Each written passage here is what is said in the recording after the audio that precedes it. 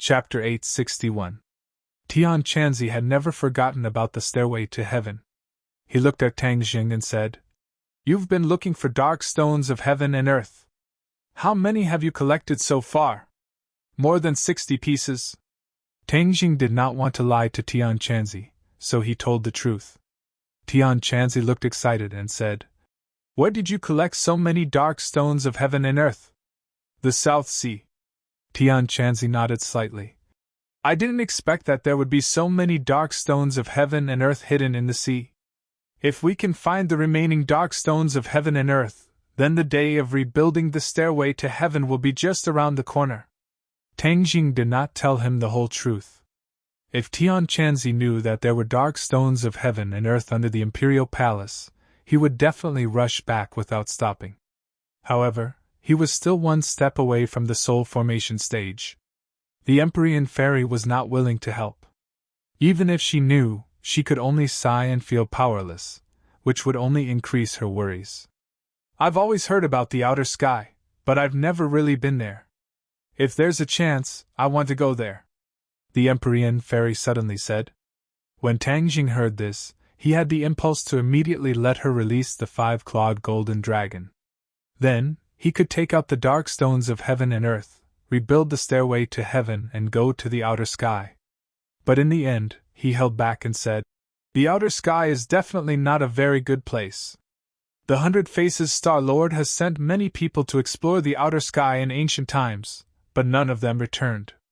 You can imagine how dangerous the outer sky is. Besides, if the outer sky is really so good, the demon race would not have tried to return to our world." The Empyrean fairy looked at Tang Jing in a daze. After thinking for a while, she nodded. "That makes sense. Tang Jing, you're quite smart. The 100 Faces Star Lord is not wrong. In the past, many people were sent to the stairway to heaven, but there was no news of them," Chiyu suddenly said. Tang Jing then remembered that Chiyu was one of the people involved in that year. He hurriedly asked, "Is there any special information about the realm beyond heaven? You already know that there are big and small worlds in this world.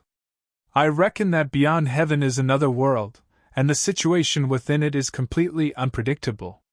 With your current strength, trying to force your way into the outer sky is not a wise decision," Qi warned. Tang Jing inwardly agreed. He was even more determined not to take out the heaven and earth obsidian under the imperial city for the time being. The group climbed up the snow-capped mountain road. The cold wind whistled. The outside world was in the middle of a scorching summer, but here, it was a world of ice and snow, like the 12th lunar month. Mount Buzhou was still enveloped by the enchantment, and isolated from the outside world. Tang Jing was familiar with the process, and easily broke through the enchantment. Behind the enchantment was another world. The spring breeze was as warm as spring, and the flowers, birds, grass, and insects were full of vitality. Back then, the 100 Transformation Star Sovereign lived in this barrier, but this barrier could not stop him. He could come and go as he pleased. The Empyrean fairy looked at this world and clicked her tongue in admiration. "Mount Buzhou is really magical. There are so many sights. Master, doesn't this look like the paradise described in the books? The scenery is so beautiful," Linga said with her eyes wide open. Tang Jing laughed involuntarily. "This is not a paradise. 100 Transformation Star Sovereign used to live here. It was very dangerous." Linga pursed her lips and said, "It's such a pity that such a bad person lived here. But he definitely doesn't live here now." Tang Jing said that 100 Transformation Star Sovereign was imprisoned here for tens of thousands of years. Once he escaped, he would definitely not be willing to step foot here again.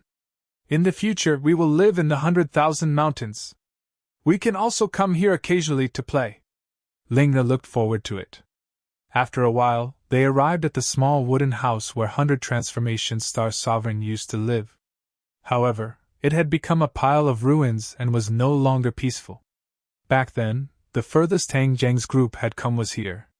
Later on, they were chased by 100 Transformation Star Sovereign and had no time to explore the other places of Mount Buzhou. Tang Jing gave a simple introduction. The Empyrean fairy nodded secretly and said, "Then let's continue forward." We haven't reached the peak yet. Tang Jing was moved. He also wanted to explore the peak and gladly accepted. The group continued forward. The scenery along the way became more and more beautiful. It was truly a scene of paradise. Suddenly, a thick fog shrouded the front, blocking everyone's path. This fog is strange. The Empyrean fairy frowned. Amazing, you can see it with a single glance. Tang Jing praised. He walked straight to the fog and waved his hand. The fog also surged as if it was alive. This is a formation, Tian Chanzi asked hesitantly. After the stairway to heaven was destroyed, the peak was sealed by a formation. Normal people can't reach it. This is what Qiyu told me, Tang Jing explained. The method to break the formation was naturally from Qiyu. As soon as he finished speaking, the fog was pushed aside and retreated to the sides. A strong wind blew, causing them to sway and almost lose their balance. Everyone be careful. This peak is not simple. It's very dangerous, Tang Jing warned. He held Linger's hand and said, Linger, follow me. Linger smiled sweetly. She held Tang Jing's hand tightly and followed him obediently. The strong wind was biting cold. The aura of heaven and earth had become very chaotic. It was completely different from the previous fragrance of flowers and birds. It was as if they had entered another world. This Mount Buzhou was really strange. The foot of the mountain, the middle of the mountain, and the peak were three completely different scenes. It was like three different worlds. If a normal person came to the peak, they would have been blown away by the strong wind and fallen off the cliff to their death. They didn't walk very far before they found that the path beneath their feet had become dangerous. There were cliffs on both sides. There was only a straight path in the middle. The path went straight up and stopped abruptly after a few dozen meters. We've reached the peak, Tang Jing said. Although Qiyu had described this scene to him before, he was still shocked when he saw it with his own eyes. Tang Jing had been to Sky Mountain before, but Mount Buzhou seemed to be closer to the sky. They were only one step away from reaching the sky. It was really within reach. The few of them stared at the end of the path. The Empyrean fairy said, Is that where the stairway to heaven broke? Yes. If we follow that path to rebuild the stairway to heaven, we can reach the sky beyond heaven. Tang Jing pointed to the end of the path and said. Linger looked at the sky blankly and asked. Linger has also been on a plane. It's higher than here. Why didn't I see the sky beyond heaven? The Empyrean fairy looked deeply at her and said, The sky beyond heaven isn't really in the sky. It's another world. The stairway to heaven is the key to opening that other world. I'm guessing that there's a formation in the stairway to heaven or something like that that can trigger the passage to the sky beyond heaven. It doesn't mean that one can only go to the sky beyond heaven by ascending to the sky beyond heaven. Linger didn't fully understand and looked blankly at Tang Jing. Tang Jing, on the other hand, understood. He was deeply impressed and said, You are right. The heaven stairway is the key and door to the sky beyond heaven. As for why it has such an effect, even Qiyu is not clear about it. How did the stairway to heaven come about? Tang Jing had already asked Qiyu this question and answered. The stairway to heaven was accidentally discovered by someone. As for its origin, no one knows. Well, it seemed that the stairway to heaven was as mysterious as the sky beyond heaven. If they wanted to solve all of this, they would have to rebuild the stairway to heaven. The Empyrean fairy and Tian Chanzi looked at the mountain peak in front of them with burning eyes. It was as if they were imagining the scene after the stairway to heaven was rebuilt. In her eyes, Tang Jing seemed to be omnipotent. Squeak, squeak. Little White also nodded in agreement at the side. Tang Jing was moved by their words and changed his mind. Chapter 862. Tang Jing circulated his power, and the genuine qi flowed smoothly through the meridians in his body. With a slight tap of his toes, he rushed into the sky like a cheetah. Whoosh! An even more piercingly cold wind blew past his ears, causing his cheeks to hurt. Moreover, from the unseen world, a mysterious force came head-on, trying to stop him. Roar! He let out a deep roar and hurriedly circulated his true chi in an attempt to resist this power. However, this power was too strong and there was nowhere to vent it. His body was about to fall back. He was quick-witted, and hurriedly used the sky-swallowing technique. 2 black holes appeared in his palms, and the power was actually absorbed by the black holes. With the resistance greatly reduced, he leaped up again and actually flew against the current, flying even further than the Empyrean Fairy. The Empyrean Fairy and Tian Chanzi looked at each other in shock. How did he do it? At the same time, they couldn't help but look forward to seeing if Tang Jing could find anything. Or perhaps, he had really found the world beyond heaven? Tang Jing also became excited. He also thought of this possibility. If they could really enter the Outland, then wouldn't there be no need for the stairway to heaven? The strong wind was like a knife, and it actually cut open a wound on his cheek. It was extremely painful, but he quickly gritted his teeth and endured it. He continued to circulate his power, hoping to reach even further. A ripple suddenly appeared in the blue sky, and a change occurred. A barbaric scene entered his eyes. This, before he had time to think, a loud roar pierced through his eardrums. He saw an incomparably large bird flying over from the horizon. Rumble! Unknown ferocious beasts were running on the ground. The towering trees were broken by the ferocious beasts.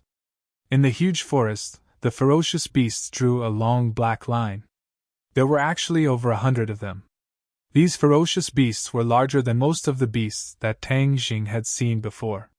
Furthermore, they were ferocious and terrifying. However, they seemed to be very afraid and were running away from something. That big bird. Tang Jing's eyes flashed as he looked at the massive bird in the sky. It was even bigger than any plane in the world, and when it spread its wings, it was at least 1,000 meters long. Whoosh! The big bird flapped its wings, and a tornado appeared between heaven and earth. The big bird swooped down like a fighter jet, and the sound of breaking through the air was like thunder. In the blink of an eye, over 100 ferocious beasts on the ground were defeated by him in a single move. Countless were killed or injured, and then they were swallowed into his big mouth and disappeared. A 7-colored light flashed on the bird's body. When the light dispersed, the bird disappeared without a trace. Tang Jing was dumbfounded. His mouth was about to be stuffed with a duck egg. The shock that this scene gave him was unimaginable. It was more shocking than any battle he had ever encountered. Perhaps only the Battle of Zhuolu that he had seen in Qi Yu's illusion could be compared to this. His vision gradually expanded. In the distance, he saw a majestic city. This city was so huge that he couldn't see the end of it with a single glance. There was a terrifying might within the city. Moreover, at the center of the city, a pillar of light rushed into the horizon, connecting heaven and earth. This pillar of light seemed to contain an extremely mysterious power, which made people feel reverence. Tang Jing wanted to take a closer look. Suddenly, the scene in front of him fluctuated and disappeared. It became a blue sky again. His figure paused, and he was blown back by the strong wind. Tian Chanzi hurriedly caught him and said with concern, "Be careful! What did you find? Why are you so distracted?" The Empyrean Fairy also looked at him with burning eyes, waiting for his answer. Tang Jing muttered to himself for a while, digesting the shocking scene, and said, "I saw something." "What?" Previously, Tian Chanzi and the Empyrean Fairy didn't find anything. Hearing this, they were shocked, happy, and curious. Tang Jing described what he saw in detail. Suddenly, he asked, "Did you hear those sounds just now?" The two shook their heads at the same time. "No, we only heard the sound of the wind. Since you're the only one who saw those images, it seems that only you can hear those sounds. Do you think those images are from the sky beyond heaven?" Tang Jing asked curiously. This was the thought that came to him when he saw the scene just now. "It should be," the two said in unison. "Since this is the passage to the sky beyond heaven, it's not impossible to occasionally see images from there. It's just that we can only do this by breaking through the obstruction of that mysterious power. You actually have a way to deal with that mysterious resistance." The Empyrean Fairy looked at him in amazement. Tang Jing chuckled, Fortunately, it was the sky-swallowing technique that worked. The Empyrean Fairy and Tian Chanzi both knew about the sky-swallowing technique. Tian Chanzi asked suspiciously. As far as I know, the sky-swallowing technique is of little value to the demon race.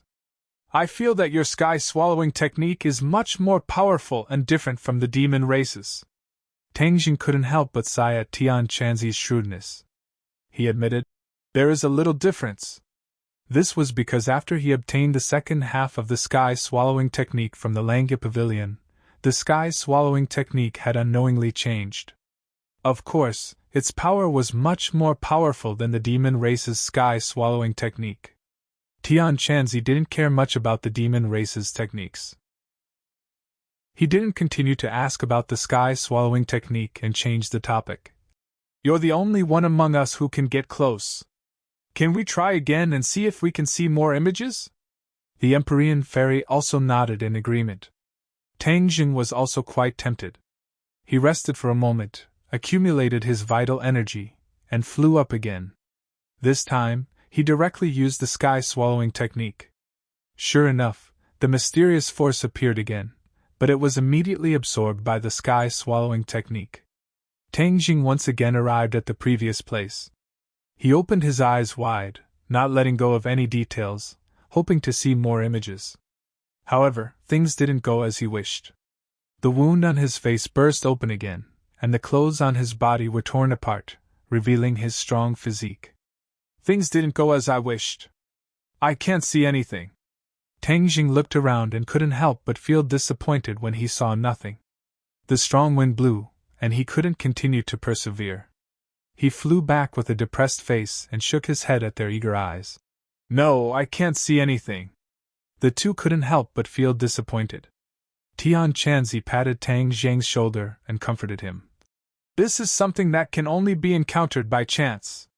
Since you've seen a little, it's enough for us to understand more about the sky beyond heaven.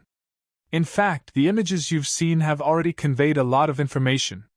Tang Jing's spirit was shaken, and he nodded. That's reasonable. At least we know that the sky beyond heaven is indeed a dangerous place, as we previously speculated. It's not a good place. Those ferocious beasts and that giant bird are no pushovers. On top of that, that city is so vast that it's obvious that the outer sky is a much more powerful world.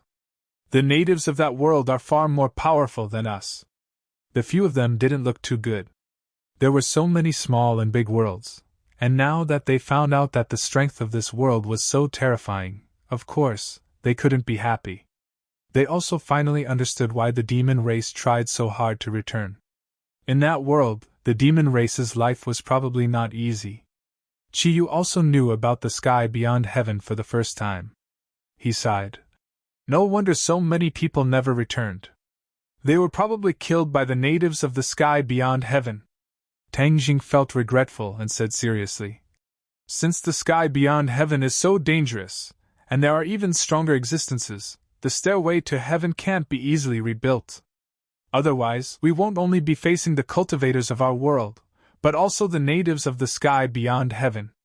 At that time, we'll be in trouble, and we might even cause a disaster to this world. Although Tian Chanzi was unwilling, he had to admit that Tang Jing's words were reasonable. He didn't say a word, and tacitly agreed with Tang Jing's decision. The Empyrean Fairy looked at the sky deeply and said regretfully, I originally wanted to go to the sky beyond heaven to investigate, but now it seems that this plan is going to be ruined. Tang Jing didn't think so, because he suddenly remembered Yanqingyi's prophecy. In the prophecy, the stairway to heaven had been rebuilt. However, he also remembered Chiyu's words. The stairway to heaven existed a long time ago. At that time, only the people of this world entered the sky beyond heaven through the stairway to heaven. Why didn't the people of the sky beyond heaven come through the stairway to heaven? After listening to Tang Jing's question, Chiyu was speechless for a moment. He couldn't find a conclusive answer and could only say, maybe there are some reasons that we don't know. Suddenly, Tang Jing felt that more questions came to his mind, and he couldn't figure it out in a short time. He could only temporarily put it to the back of his mind. Tang Jing, you're exposed. Suddenly, Tian Chanzi pointed at Tang Zheng's clothes, which were almost like strips of cloth, and said mischievously. Tang Zheng was embarrassed.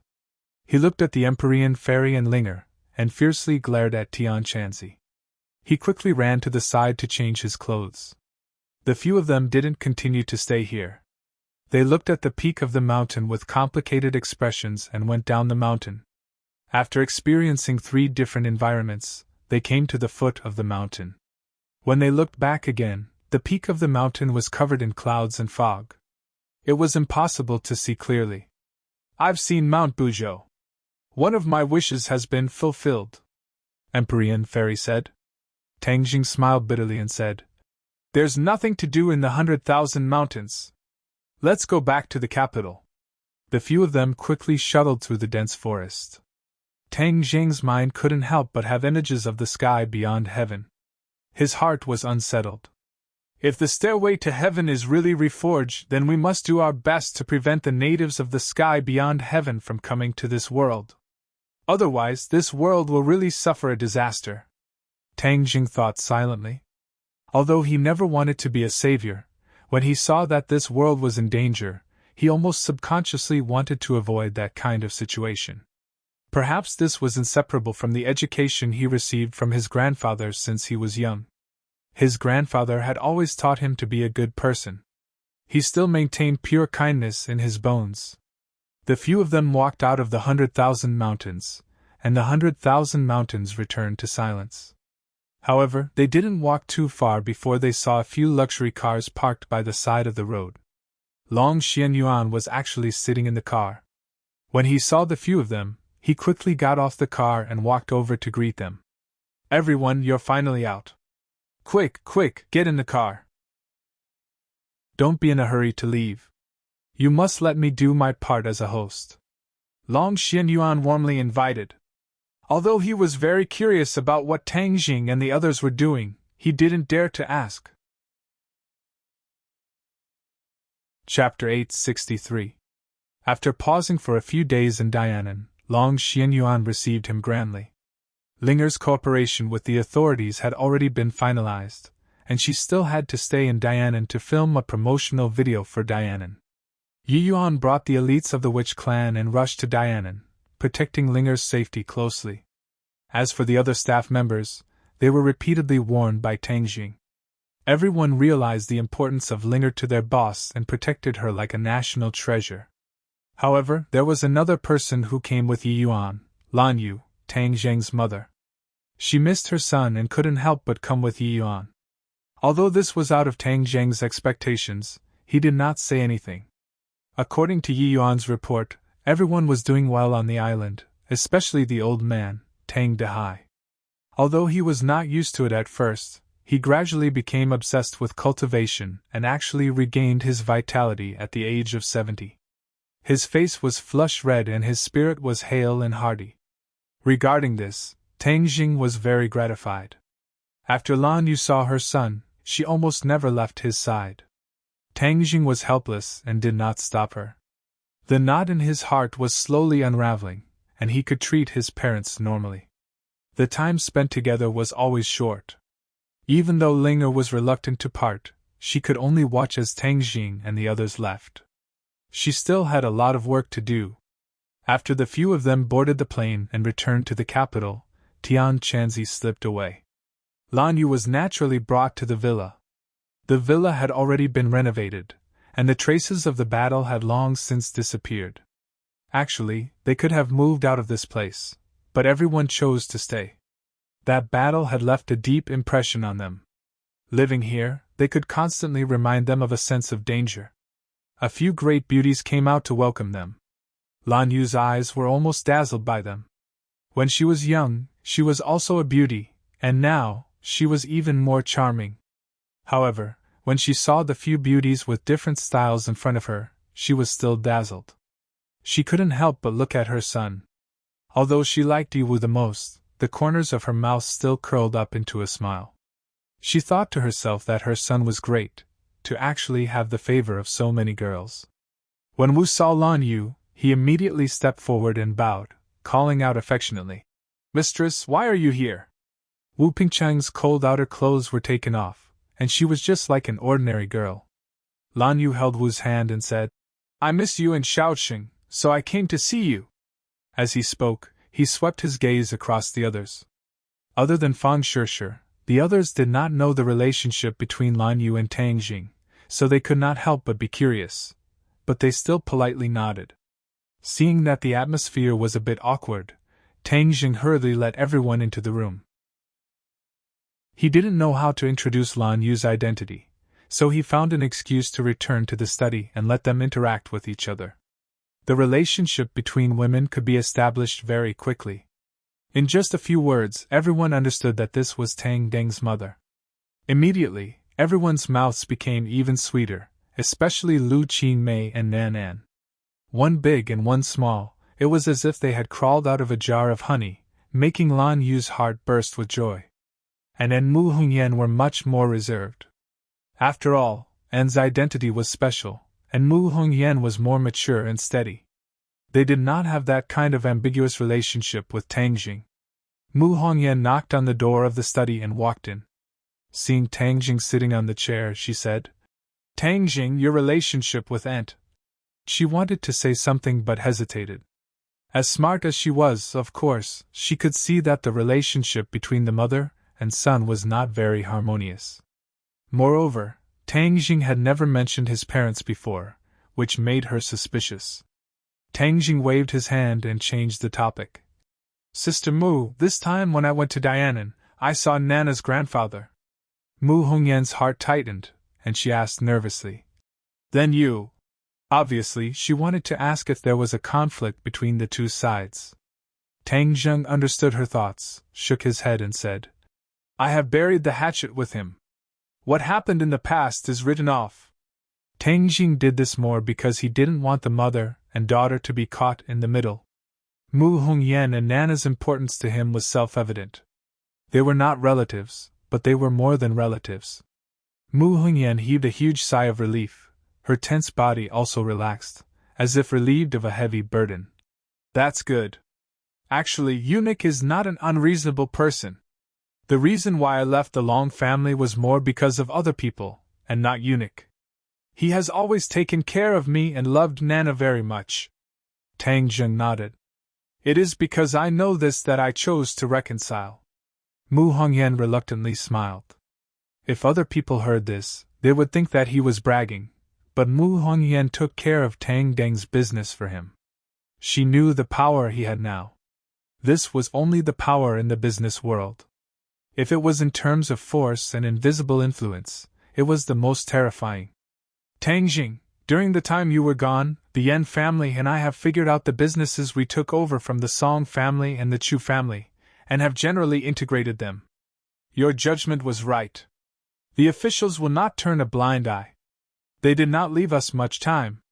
Fortunately, we made the first move and gained enough benefits. Otherwise, we would not have such a big harvest.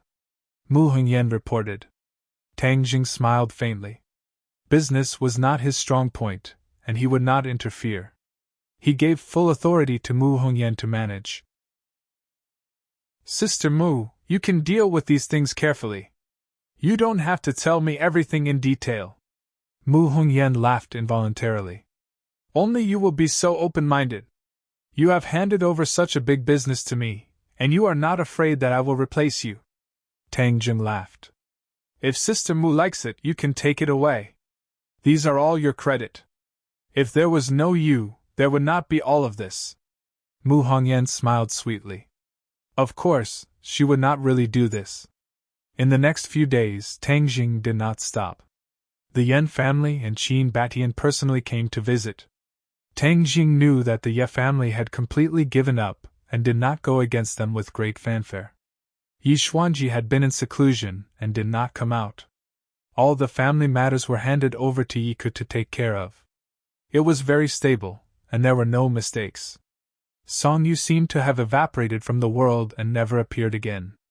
Tang Jing did not put Song Yu in his eyes, but his heart moved.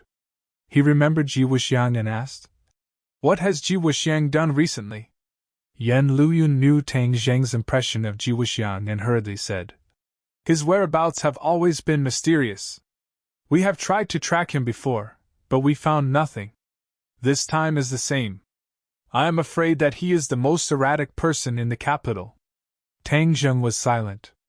Yan Luyan suspiciously asked, "Are you looking for him?" Tang Jing shook his head and said, "No, I am just curious." Ever since they met at the chess club, he always felt that Ji Wuxiang was hiding very deeply, far more unfathomable than what was on the surface. Therefore, it was only natural that he would pay attention to him. Now the situation in the capital has undergone earth-shaking changes. Tang Zheng's power is almost equal to the Yan family, and Qin Batian has caught up. He can even faintly compete with the Ye family. But these three forces are twisted into a rope and listen to Tang Deng's orders. Therefore, the Ye family is trying to survive in the cracks. "What is the official reaction?" Tang Jing asked again. "The National Security Bureau and the Dragon Group have been abolished. I have not heard of any new similar organizations being established. On the surface it is calm." Tang Jing secretly nodded and asked, "What about the things they left behind?" "That is not clear. I guess the military will take over. After all, these years the National Security Bureau and the Dragon Group have been shining brightly, and the military is much weaker. They have long been dissatisfied with the big shots in the military. They will definitely take this opportunity to rise up." Tang Zheng pondered. If the military took over, then the military's strength will definitely increase greatly. After all, the National Security Bureau and the Dragon Group left behind many things, especially the research of the Dragon Group. Whether it is super soldiers or mechas, they are all treasures. Tang Jing has always had a good impression of the military. Since they took over, then there is no need to pay attention to them for the time being. Without the interference of the Dragon Group, his relationship with the government will be greatly improved. At the same time, on top of a towering mountain, Song Yu and Qi Sha were accompanied by another person. Song Yu brought the token and sword manual of the Sword God back to the Sword Pavilion. He passed on the Sword God's will, saying that the Sword God had passed on the position of the Sword Pavilion Master to him, and that everyone in the Sword Pavilion must listen to his orders. In the Sword Pavilion, other than the three disciples of the Sword God, there was only the Sword Slave. The Sword Slave did not have the right to speak, and the other disciple of the Sword God, Qi Sha, had limited intelligence. How could he be compared with the cunning Song Yu? Therefore, in a few words, the entire Sword Pavilion was taken in by Song Yu and treated him as the master. Song Yu immediately began to practice the 9th Heaven Galaxy Fall Sword technique in the Sword Manual. In addition, he was also qualified to comprehend the other sword techniques of the Sword Pavilion. The Sword Pavilion collected many sword techniques from famous sections. These sword techniques were the spoils of war won by the Sword God from time to time. In the beginning, every time the Sword God challenged someone, he would take the opponent's most powerful sword technique after winning. Over time, the Sword Pavilion collected many powerful sword techniques in the world. The Sword God then used these sword techniques to get rid of the dross and extract the essence. In the end, he comprehended his own set of unique sword techniques. Among them, Qi Sha's Rising Sun sword technique, Jian Shusan's 13 swords, and the 9th Heaven Galaxy Fall sword technique were the most powerful sword techniques that the Sword God had comprehended. Song Yu was indeed innately intelligent and extremely talented. After comprehending these powerful sword techniques, he had mastered them through a comprehensive study. His power had increased greatly, and his attainments in sword techniques had increased day by day, soaring to the heavens. Although he still did not have the confidence to fight against Tang Jing, he was confident that one day he would be able to fight against Tang Jing and kill him to avenge himself and the Song family.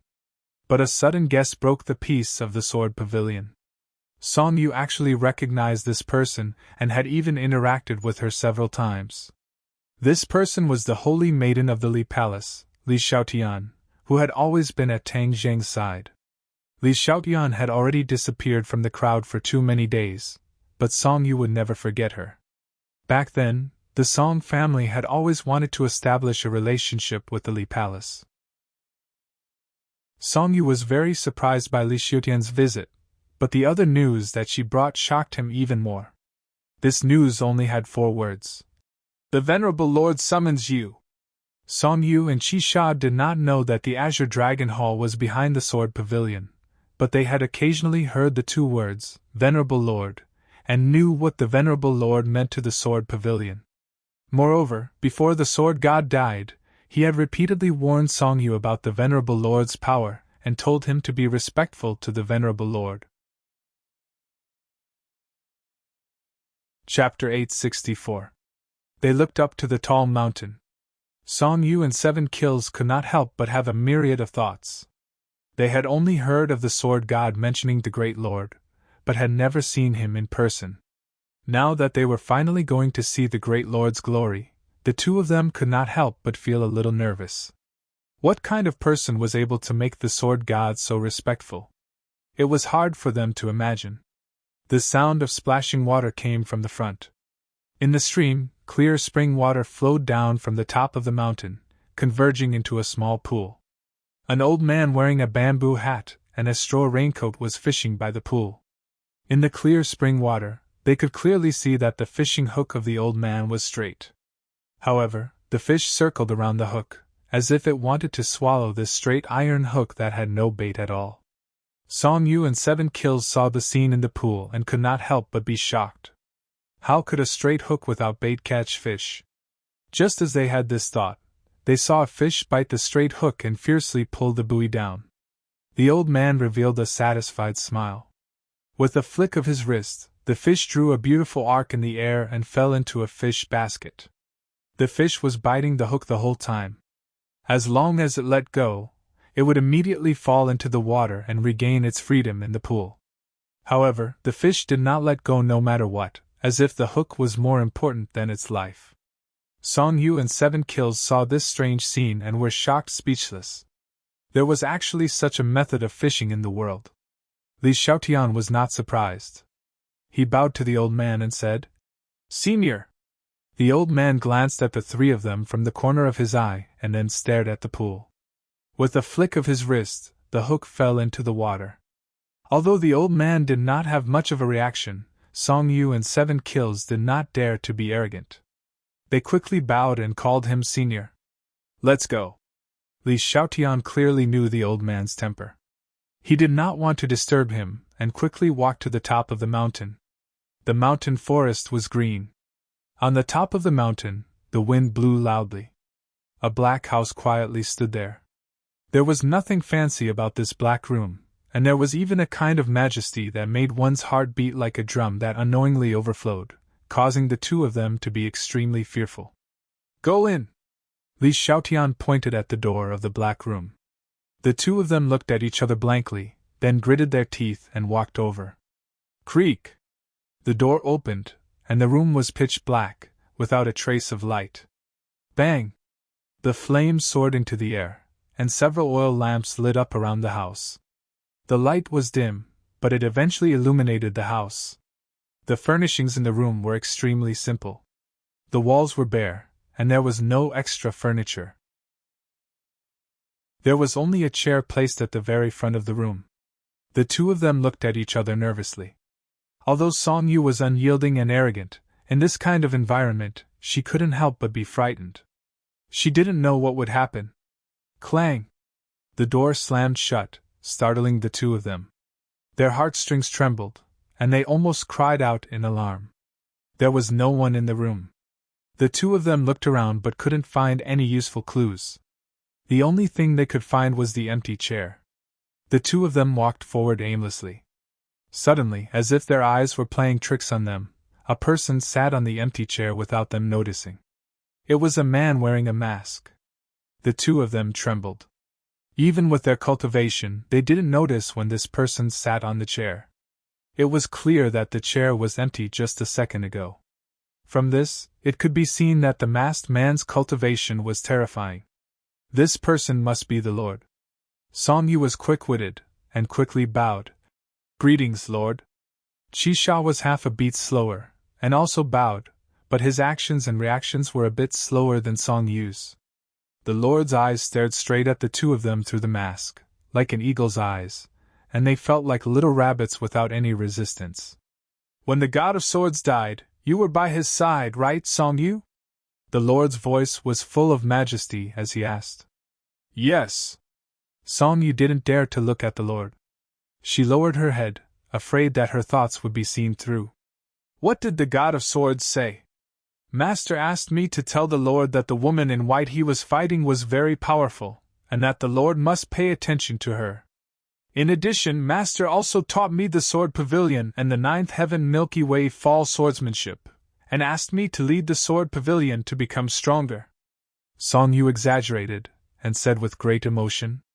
As soon as he finished speaking, he knelt on the floor with a thud and prostrated himself on the ground.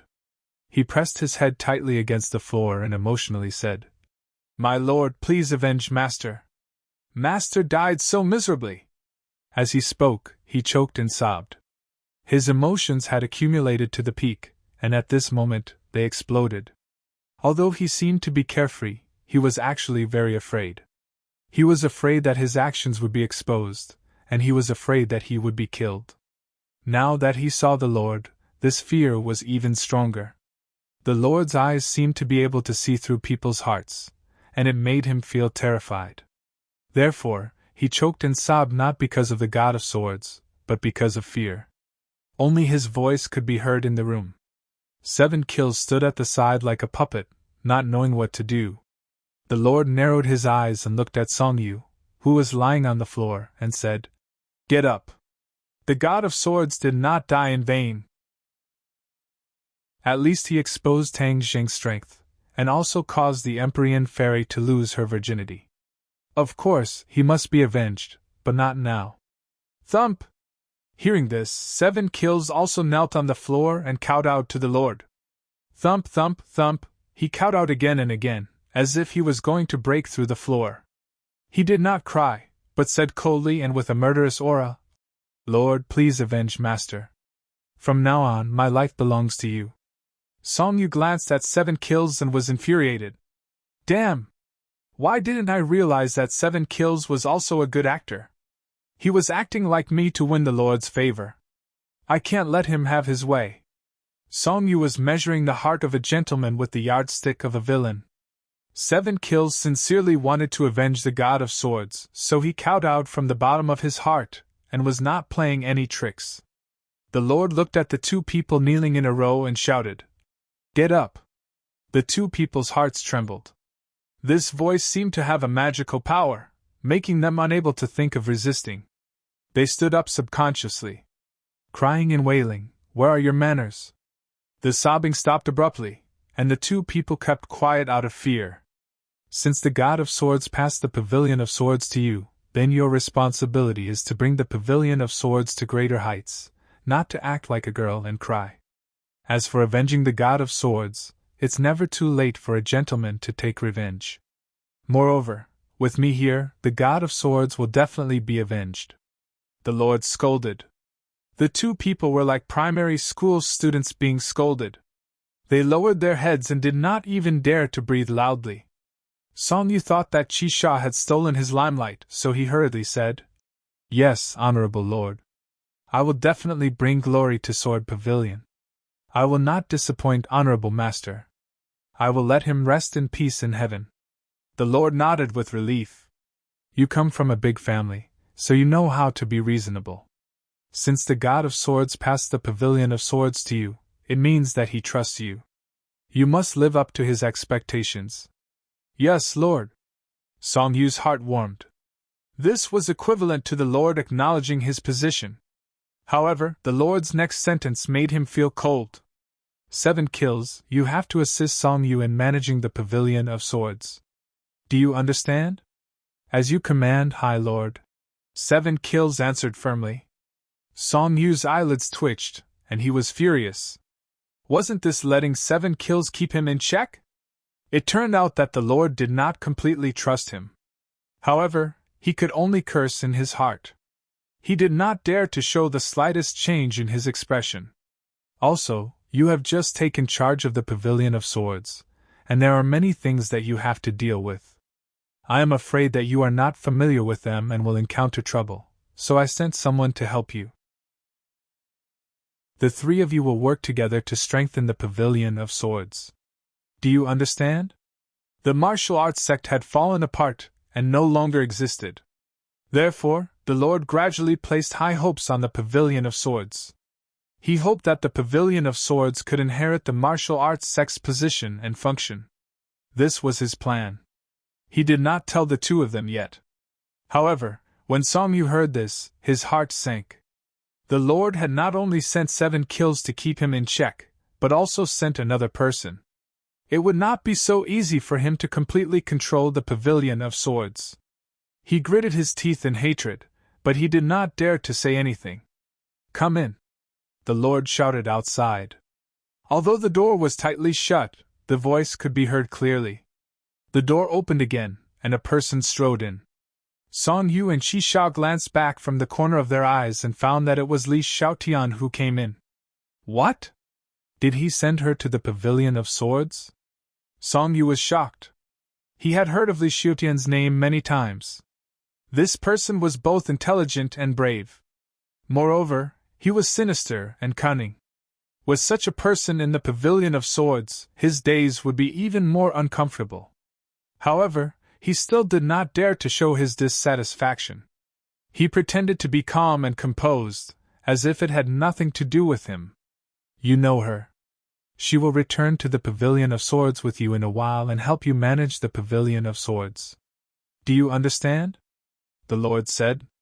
Song Yu hurriedly said. With the saints' help, the Pavilion of Swords will definitely prosper. 7 kills did not care and did not say a word. Li Xiaotian looked at Song Yu with a smile and said, "Please take care of us in the future." Song Yu said with a fake smile, "Don't mention it. Please take care of us, Saint. This way, we can all better serve the Lord." Li Xiaotian nodded her head, her smile becoming more and more profound, which made Song Yu's scalp go numb. He always felt that Li Xiaotian's smile had too many things to think about. "You must remember that I have high hopes for you. I hope that you will live up to my good intentions," the Lord warned. "Yes," the three said in unison. In addition, the Lord changed the topic. "I have something for you to do." Song Yu hurriedly said, "Please tell us, Lord. We will not hesitate to go through water and tread on fire." The Lord nodded and said, "Actually, it is very suitable for you to do this." Song Yu's heart trembled and he began to hesitate. What was the most suitable thing for him to do? Could it be something dangerous? If that was the case, he would be pushing himself into a fire pit. Chapter 865. The High Lord looked at Song Yu, who was pretending to be calm, and said, "You have connections with the Rockefeller family, right? What does that mean?" Song Yu was at a loss, but still nodded without hesitation. "Yes."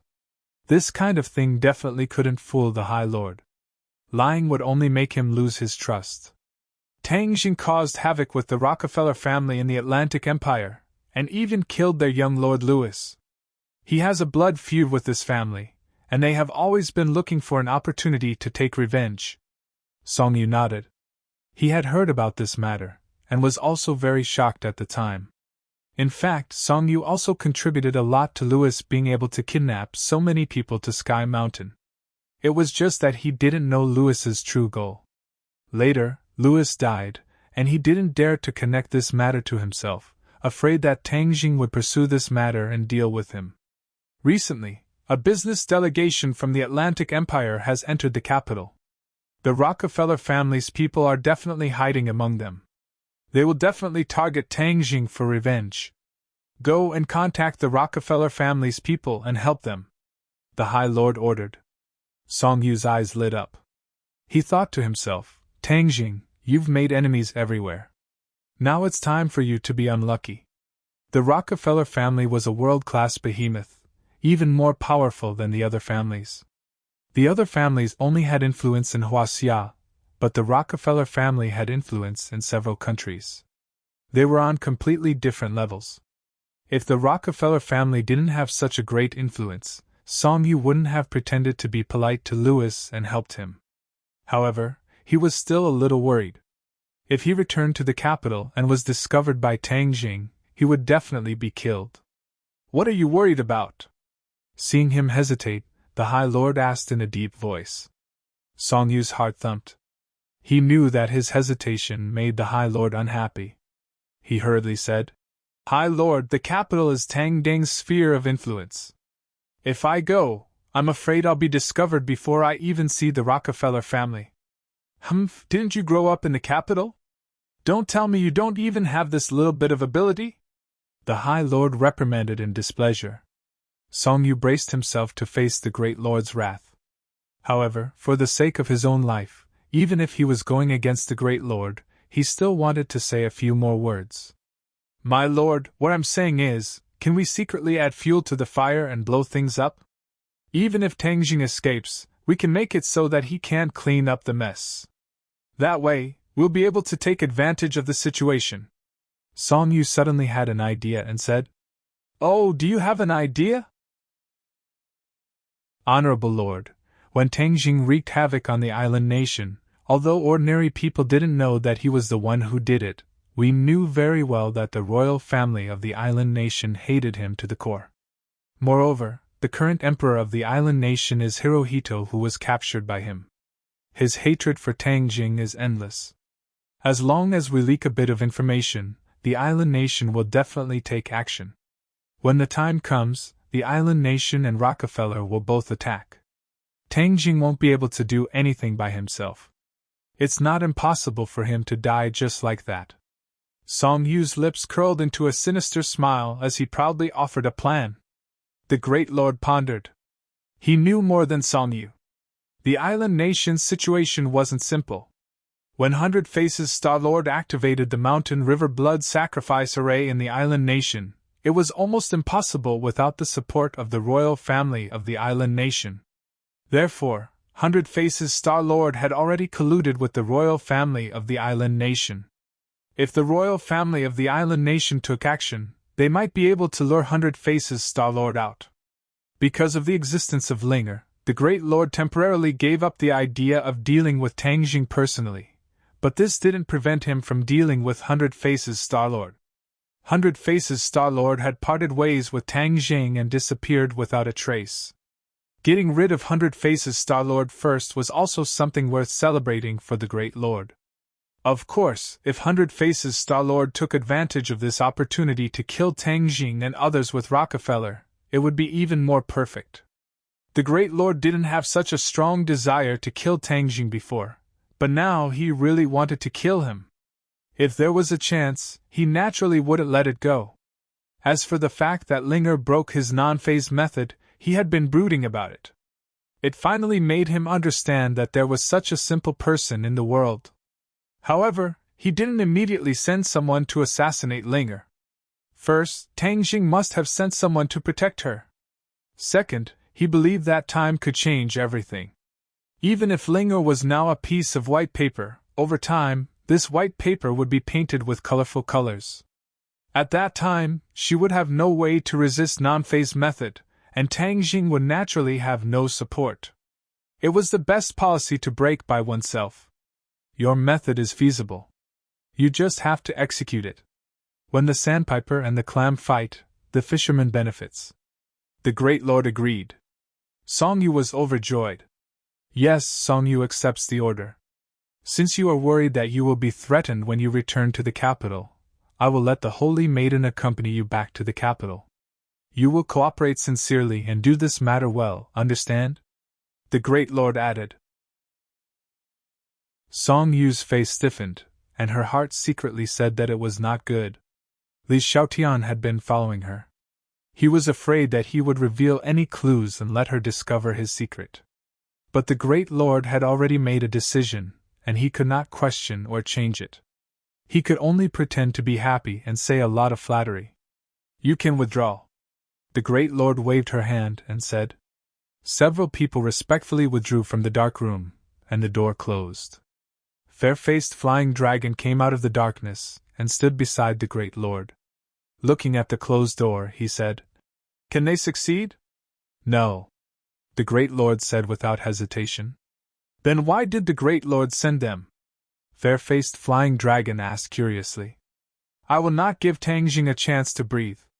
He is too unpredictable. I used to think that he was a controllable factor, but now it seems that I really underestimated him. He has created miracles again and again, turning the impossible into possible. If we can get rid of him as soon as possible, that would be the best," the Great Lord said coldly. Fair-faced Flying Dragon sighed and said, "If I had known earlier, I would have killed him in Emperor Qin's tomb. At that time, we did not expect that he would rise so quickly, and even become the key to everything," the Great Lord said regretfully. "Although we suffered heavy losses in this trip to the 100,000 Mountains, it was not completely without gain. At least, we can be sure that our main enemy from now on is Tang Jing, and not the 100 Star Sovereign." The Great Lord's attitude towards Tang Jing had completely changed. He really wanted to kill him, but he knew that to kill Tang Jing, it would not be easy. "Now that I am heavily injured, I cannot deal with him in a short period of time, but I cannot let him rest. Otherwise, if we give him a chance to breathe and he does something again, we will be even more passive. Do you understand?" the Great Lord asked. Fair-faced Flying Dragon suddenly understood. "I understand, but can the two of them do it? Do you want me to lend them a hand?" "No need, you can start cultivating in seclusion. Also, don't look down on Song Yu, that child is not as simple as he looks.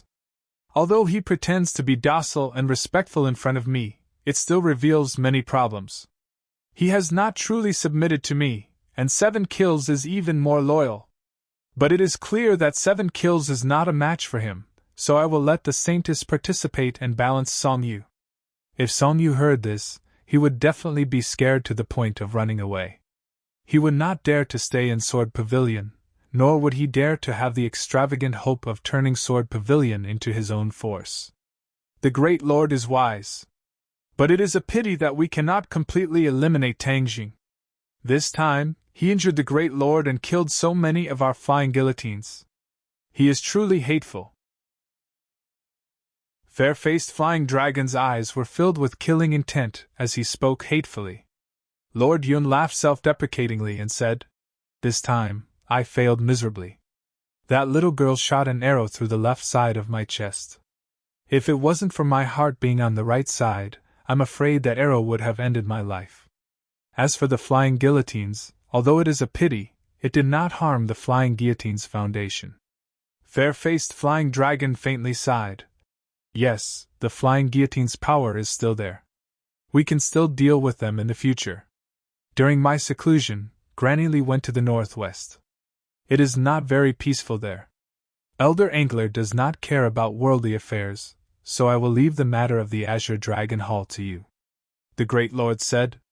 "Yes, Great Lord. During your seclusion, your non-phase method will definitely have a breakthrough and reach the Deshang realm," Fair-faced Flying Dragon said. "I hope so. I have already practiced the non-phase method to the 5th level, so I can say 5 words.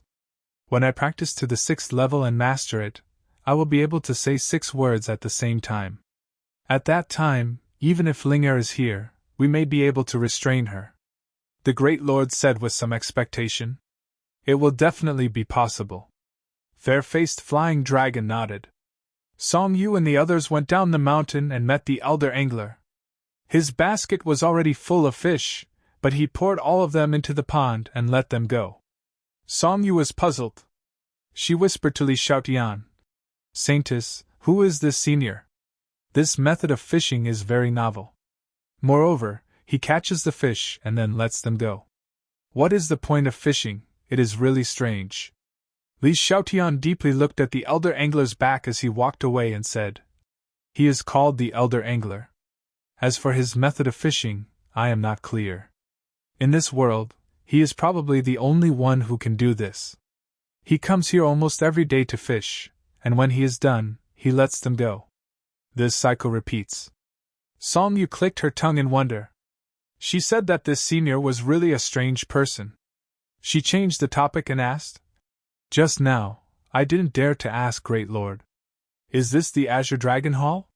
He had heard of the Azure Dragon Hall before.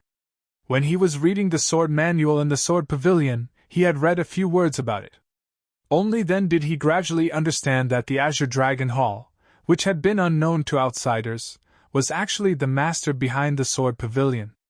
Looking at Li Xiaotian's reaction, it was likely that Li Palace was the same as Sword Pavilion, under the jurisdiction of the Azure Dragon Hall. As a result, Song Yu felt even more terrified of the Azure Dragon Hall. It must be known that the Song family was very afraid of Li Palace. They wagged their tails and begged for pity in order to establish a relationship with Li Palace. Now, it seemed that Li Palace was just a puppet that floated on the surface. The Azure Dragon Hall was the most powerful. Chapter 866. In the capital, Song Yu and Li Xiaotian arrived together. Revisiting this place, Song Yu's emotions fluctuated as he sighed with emotion. He used to be an all-powerful figure here, but now he was a stray dog and had to sneak in. Li Xiaotian glanced at him from the corner of her eye and said, "Song Yu, I saw you practice in the Sword Pavilion and your swordsmanship has improved greatly. Congratulations." Song Yu smiled bitterly and said, "Saintess, you flatter me. How can my mediocre skills be compared to yours?" Li Xiaotian smiled charmingly and said, "This time, you will be in charge of the matters in the capital. I will only assist you. So if there is any danger, you must protect me. I have admired the successor of the Sword Pavilion for a long time." Although Song Yu knew that the other party's words were false, he couldn't help but feel a ripple in his heart. The Li Palace Saintess is indeed extraordinary. Her charm is unparalleled. I must be more careful in the future, he secretly thought. The island nation has already sent people to the capital. If we join forces with Rockefeller, then we can sit on the mountain and watch the tigers fight. Li Xiaotian said, "Your scheme is really brilliant. Saintess, you flatter me. This is all because of the wise leadership of the Honorable Lord. I dare not claim credit for it." Song Yu was very respectful, as if even if the Honorable Lord was not by his side, he would still hold him in high esteem. They did not take the usual route. They did not enter the hotel through the normal channels, but took advantage of the night to sneak in through the window. As soon as their feet touched the ground, a biting cold wind attacked them from the side, causing their cheeks to hurt. Swish! With a flash of the sword, Song Yu had a long sword in his hand and stabbed it into the darkness. Clang! With a dull sound, his long sword formed a full moon shape. It was obvious that the strength of the attack was great. "Who is it?" There was an angry shout in the darkness, but it was in English. "We are not enemies." Song Yu also hurriedly replied in English, afraid that the situation would worsen. The lights above their heads lit up, and they could finally see each other clearly. Song Yu was shocked. It turned out that the other party was only one person, but the attack just now was so fierce that he felt a lingering fear. If they were to continue fighting, he might not even be a match for him. "Who are you?" Song Yu said. "We know the purpose of the Rockefeller family coming to Beijing, so we're here to help you. Besides, I'm Louis's friend." "You know my son?" the other party asked in surprise. This person was the head of the Rockefeller family, the primogenitor of the kindred. "Ah, you are Mr. Nikolai?" Song Yu exclaimed. She suddenly remembered a photo of Nicholas in a news report. It was indeed the person in front of her. The ancestor's name was Nicholas Rockefeller. He stared at the two of them. His blue eyes were so cold that they seemed to hide thousands of miles of ice and snow mountains. "Who are you?" Nikolai asked. Song Yu hurriedly introduced himself. "When Louis was in Huaxia, he and I were best friends. This humble one is Song Yu. Song Yu, I've heard of your name. You are the young master of the Song family, but the Song family is now gone. Why are you looking for me?" Nikolai still had the attitude of 1,000 miles away. Song Yu's heart flashed with a trace of unnaturalness. The Song family was gone, so his status was naturally gone. The other party obviously didn't think much of him. He hurriedly adjusted his attitude and said, "I know you came to Beijing to deal with Tang Jing. He is our common enemy. I can help you. Oh, as far as I know, You don't dare to show up in Beijing. How can you help me? Nikolai sat back in the chair and motioned for the two to sit down and talk. Song Yu had already thought of a response. She said calmly, "Although I don't dare to show up, I am the person who knows Tang Jing's situation the best. If you have my help, you can take fewer detours and get twice the result with half the effort. It will be easier to succeed. What do you think?" Although Nikolai had already sent people to investigate Tang Jing, he was a foreign monk after all. He was not as good as Song Yu, the local snake. Song Yu must have information that he didn't know. Since the other party was here, he must have something. Otherwise, he wouldn't have gone through so much trouble. "Then I'm interested to hear it, Mr. Song," Nikolai said. Seeing that he was interested, Song Yu's spirit was shaken. She said, "I know Tang Jing's fatal weakness. He is very strong, but this person is too fickle. He has left too many romantic debts. These women are his weakness. As long as we catch any one of them, we can make him obediently submit." Nikolai frowned. "It's just women. If they are gone, we can find another." "Are they really that important?" Song Yu chuckled. "Some people claim to be infatuated.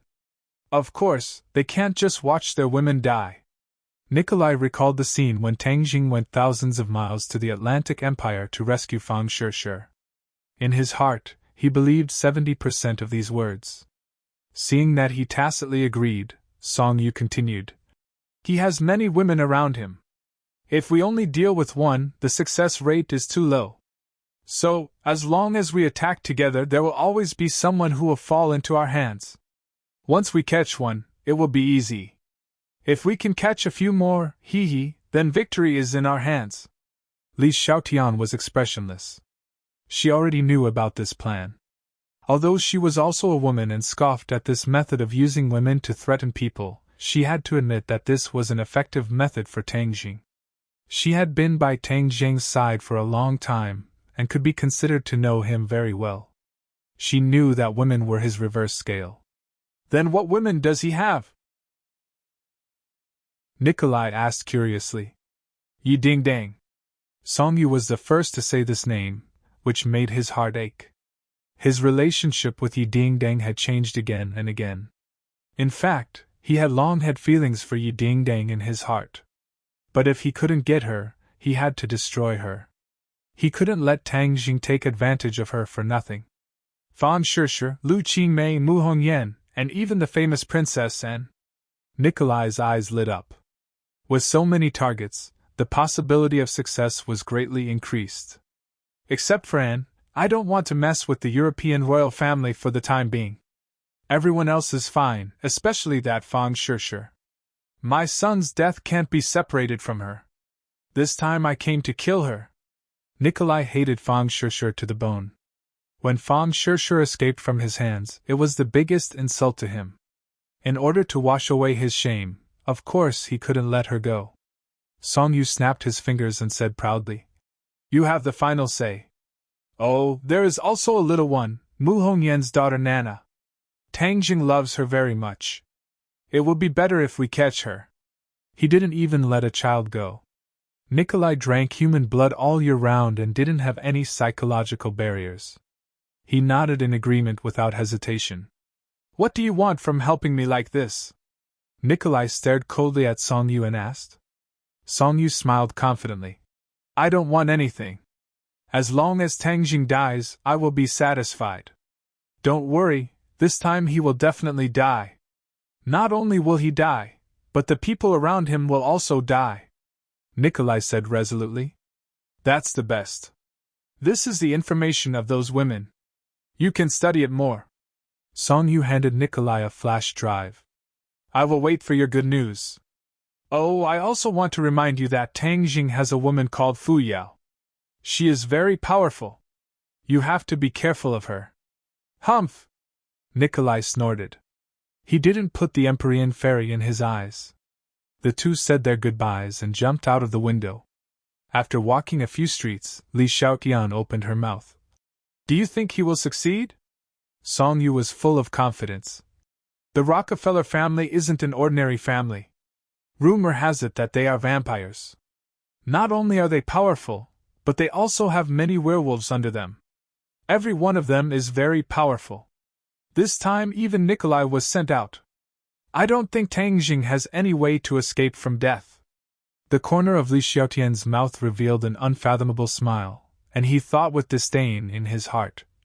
If Tang Jing was really that easy to deal with, then this time, the High Lord would not have returned empty-handed. "An idiot, you actually think that you can kill Tang Jing. You think too highly of yourself." Li Xiaotian was the holy maiden of the Li Palace and the direct disciple of Granny Li. Naturally, her understanding of the Azure Dragon Hall and the High Lord far surpassed Song Yu.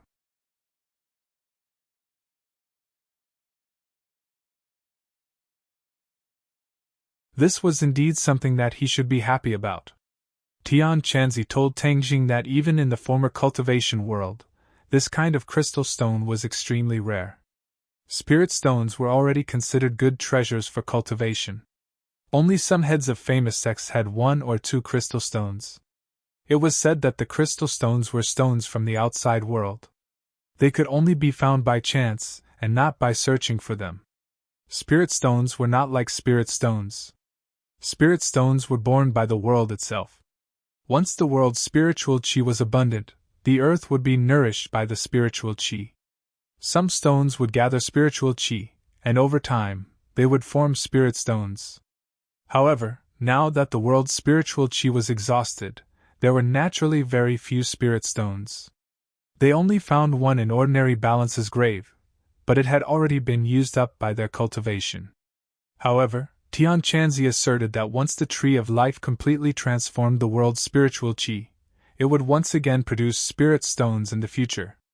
After Tian Chanzi received the spirit stones, he eagerly went to guide and for a long time, which could be considered as returning the kindness of giving the crystal stones.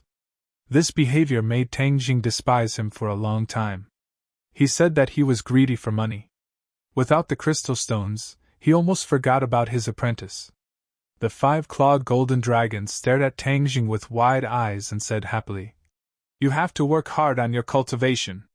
Don't be distracted by other things. It won't be long before you can save me." Tang Jing smiled faintly. "Okay. AI, that Empyrean fairy is too arrogant. When I regain my freedom in the future, let's see how she can be arrogant in front of me." The 5-clawed golden dragon was still brooding over the Empyrean fairy's refusal to save him. When he thought about it, his anger was still not small.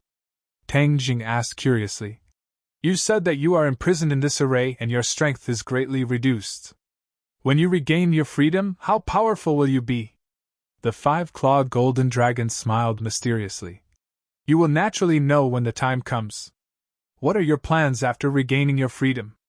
Tang Jing had never asked this question before. Now that the 5-clawed golden dragon's freedom was getting closer and closer, he had no choice but to ask. The 5-clawed golden dragon was silent for a while and said, "The people who imprisoned me are already dead. Even the dynasty has been destroyed. It is already impossible to find the culprit. Humph, but after imprisoning me for so many years, I will not give up just like that." The 5-clawed golden dragon's anger was not small. Tang Jing was nervous and said, "Could it be that you want to find someone to take revenge?" "Of course. But aren't those people already dead? But the humans are still here. Could it be that you want to deal with the humans?" Tang Jing asked cautiously. The 5-clawed golden dragon looked at Tang Jing. "You want to stop me? I am also a human. Haha, you are a celestial. Moreover, you have also cultivated the dragon god arts. You are completely different from a human," the 5-clawed golden dragon retorted. "No matter what you think, I always think of myself as a human.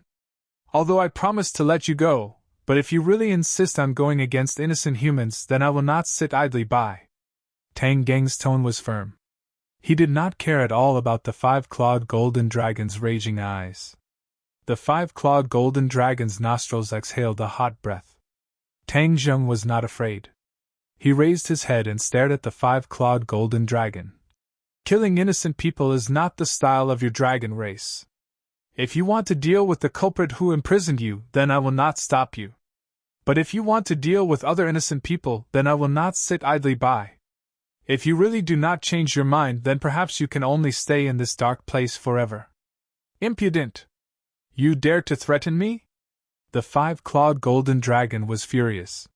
He opened his mouth and a gust of wind almost blew Tang Jing down. I am not threatening you. I am just warning you in advance, Tang Jing said calmly.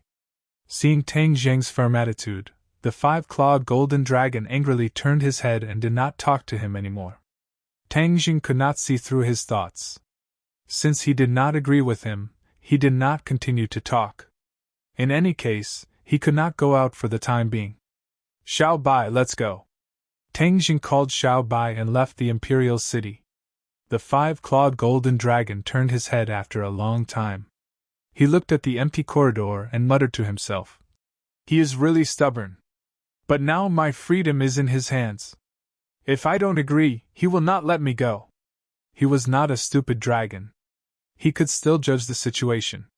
However, he dares to threaten me. He really has guts. Well, Celestials have always had guts. After Tang Jing left the imperial city, the inner demons exclaimed loudly.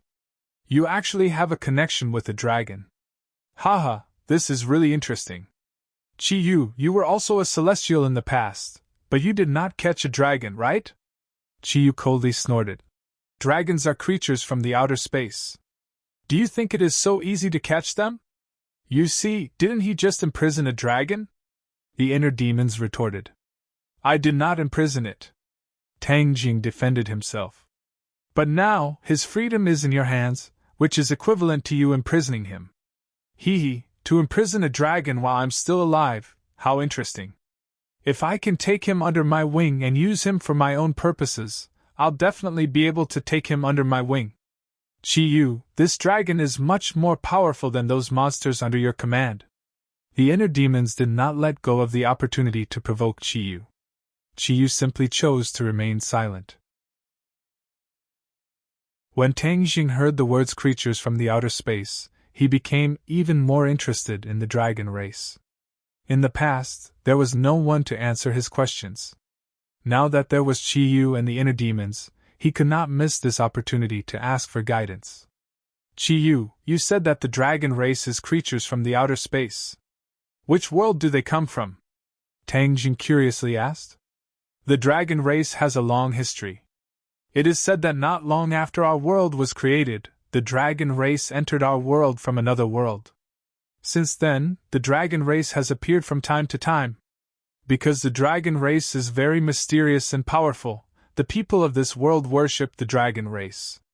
Thus, the dragon race is regarded as a spiritual totem. As for which world the dragon race came from, I do not know. Tang Jing suddenly understood. So that was how the dragon race came to be. However, even Chi Yu did not know the origin of the dragon race. That could only mean that the dragon race was much more mysterious and powerful than Tang Jing thought. Perhaps only the dragon race themselves could answer this question. Suddenly, a bright light flashed in his heart. He cultivated the dragon god's secret art, and even cultivated the dragon seal. Would he know this secret in the future? He could not help but look forward to it. However, there was no progress in the dragon god's secret art for the time being. He also did not have a way to test the possibility of this idea. Young man, why do you care about this? If you take this dragon under your command, it will certainly be very beneficial to you in the future. The inner demons enticed. Oh, if I really subdue it, then my strength will be even stronger. Heh, this won't do you any good, right? Tang Jing said meaningfully. The inner demons was suddenly startled. They seemed to realize that Tang Gang's words were reasonable. For a moment, they were speechless. After a long time, they resentfully said, This shows that I really care about you. I am not like Chi Yu, feigning civility and secretly spying on you. Inner demons, you are talking nonsense again. How am I talking nonsense? I am clearly speaking the truth. The two of them quarreled again. Tang Jing gradually got used to this kind of thing. He simply ignored it and returned home. At dawn, the group of people ate breakfast and went to work or school. Fang Shishir spent every day in the library because the final exams were approaching. As the transfer to Yenching University for the first semester, she wanted to hand in a perfect answer sheet. Lan Yu also dragged Wu to buy groceries early in the morning. During this period of time, she changed every day to make delicious food for Tang Jing. The others also followed along to enjoy the good food. The mysterious Nine Heavens maiden also brought Nan in to do morning exercises, saying that she was in contact with nature. This was one of Nanan's favorite activities, but the only regret was that brother Tang Jing could not come along. When the Empyrean fairy guided Nana in cultivation, no one was allowed to disturb them. Even Tang Jing did not have the qualifications, so he did not join in the fun. In the end, he was left alone at home. Looking at the empty house, he could not help but shake his head and smile bitterly. The others envied him for living in a country of women. In fact, because there were too many people, he could not get close to them.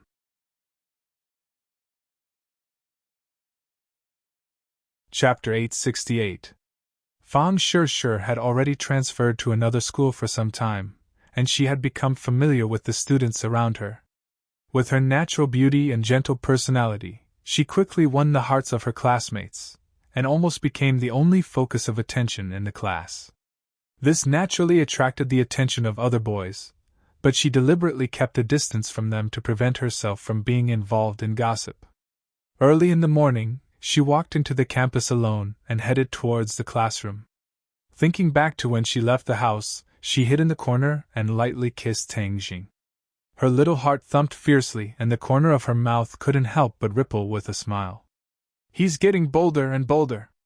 There are so many people at home, and he dares to kiss me. Actually, during this period of time, she also wanted to be alone with Tang Jing, but there were too many people at home, and the two of them didn't have the time and space to be intimate. The sun shone around her, and her floral dress fluttered in the wind. She was like a butterfly, bathed in the sun, and was especially charming. Many men passing by saw her, and their eyes were fixed on her. Some even directly bumped into the trunk of a tree, causing the others to burst into laughter. Suddenly, there was a scream in front of her, and a large group of students crazily rushed over. She jumped in fright. What happened? The students brushed past her, and some of them bumped into her, causing her to stagger and almost fall.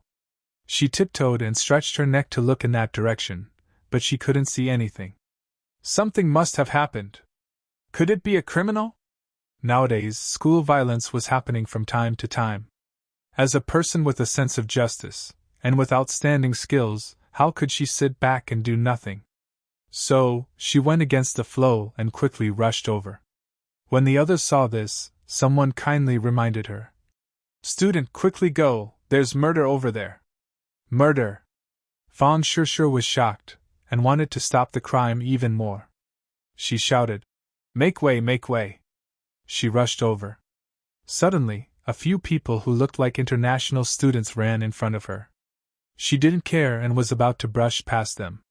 Suddenly, a few large hands reached out from different directions, directly grabbing her vital parts. It happened so suddenly that she was completely unprepared. Suddenly, when those large hands touched her body, a ray of light rippled out from her body. Bang, bang, bang.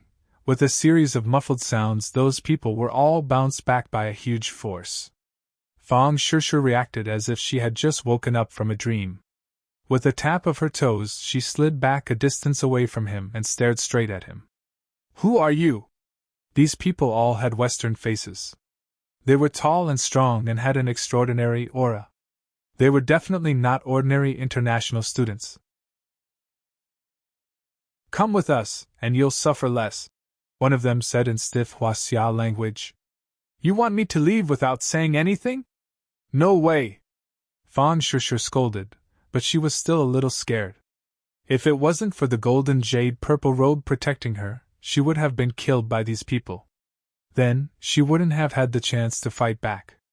These people obviously did not expect that the plan they had planned for a long time would fail. Immediately, they became even angrier and roared.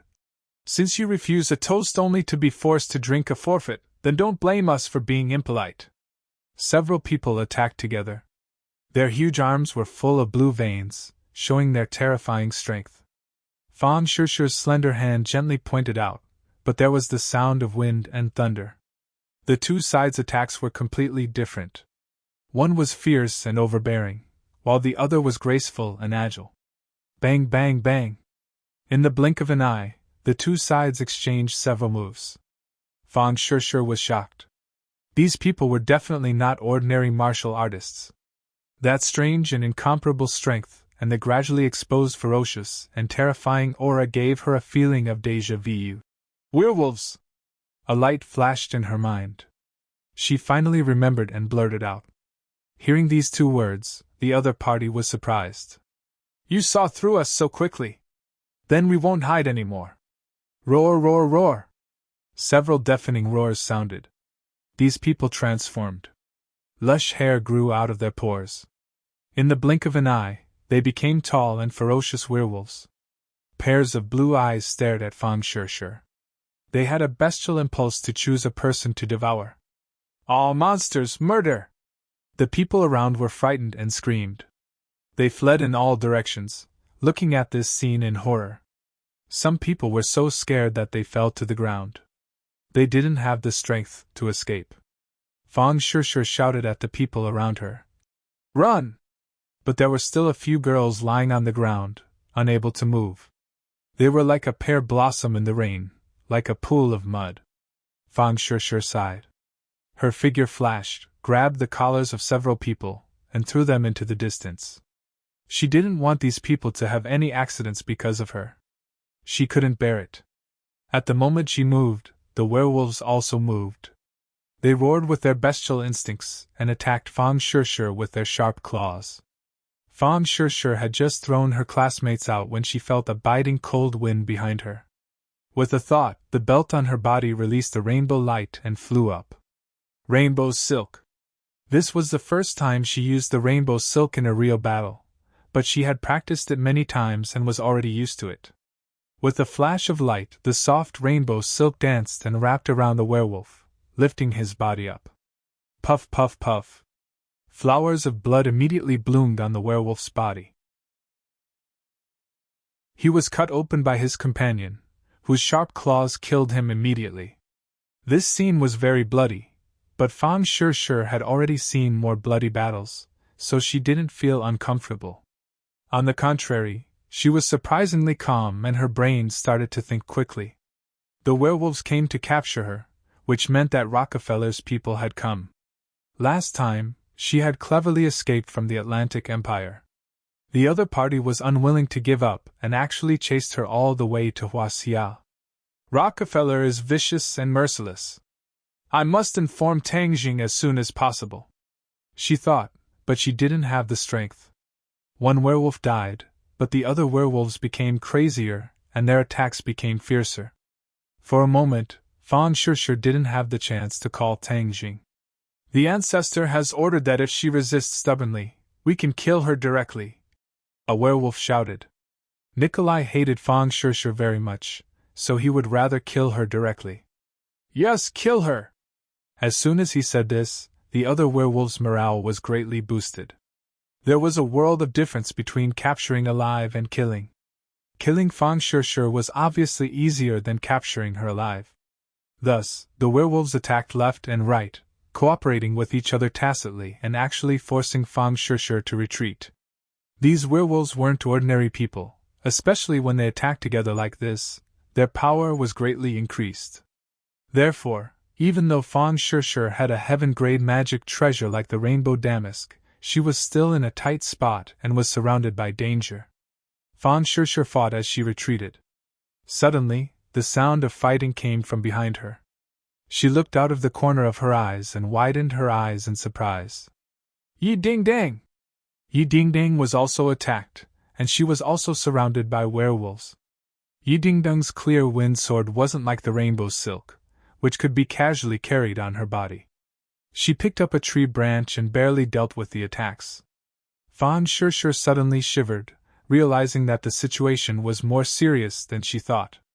The werewolves attacking her made sense, but for them to attack Yi Ding Dang from so far away, this was thought-provoking. Tang Ding's relationship with Yi Dingdang obviously couldn't be hidden from her, but the Rockefeller family might not necessarily know. And they attacked her and Yi Dingdang at the same time, which showed that the other party's intentions were sinister. Not only did they target her, but they also targeted everyone who had a close relationship with Tang Jing. Fang Shishir was astute and intelligent. These days, she had already seen that other than Yi Dingdang, Tang Jing and Marshall definitely had that kind of relationship.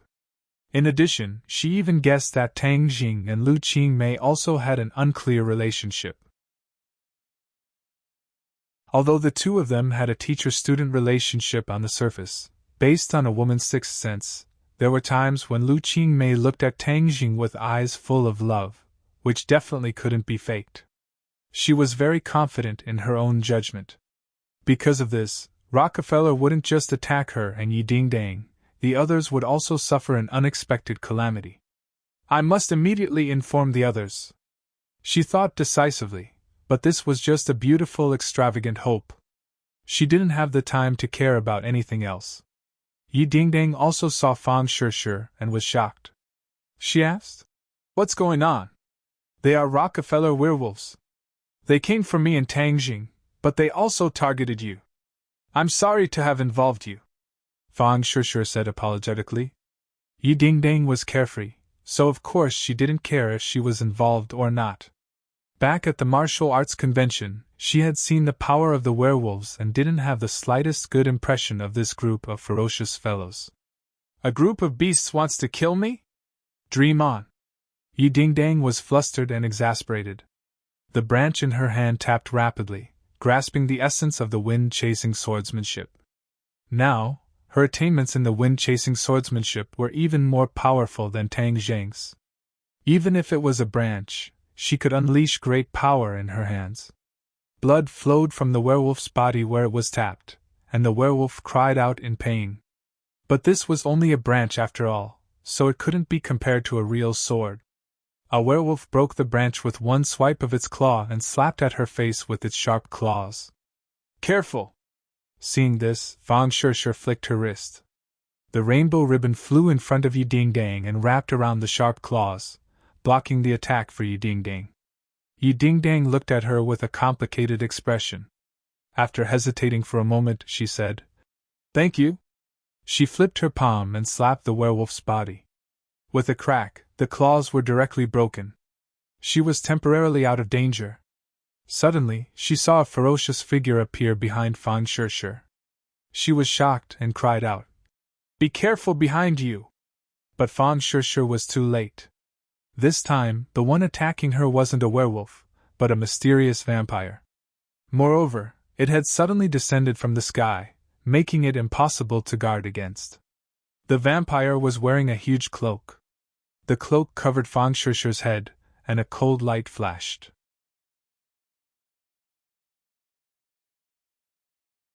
Chapter 869. Seeing Fang Shishir fly out in a bloody mess, Yi Dingdang screamed in fright. "Fang Shishir, are you all right?" There were several deep wounds on Fang Shishir's face, almost to the point where her bones could be seen.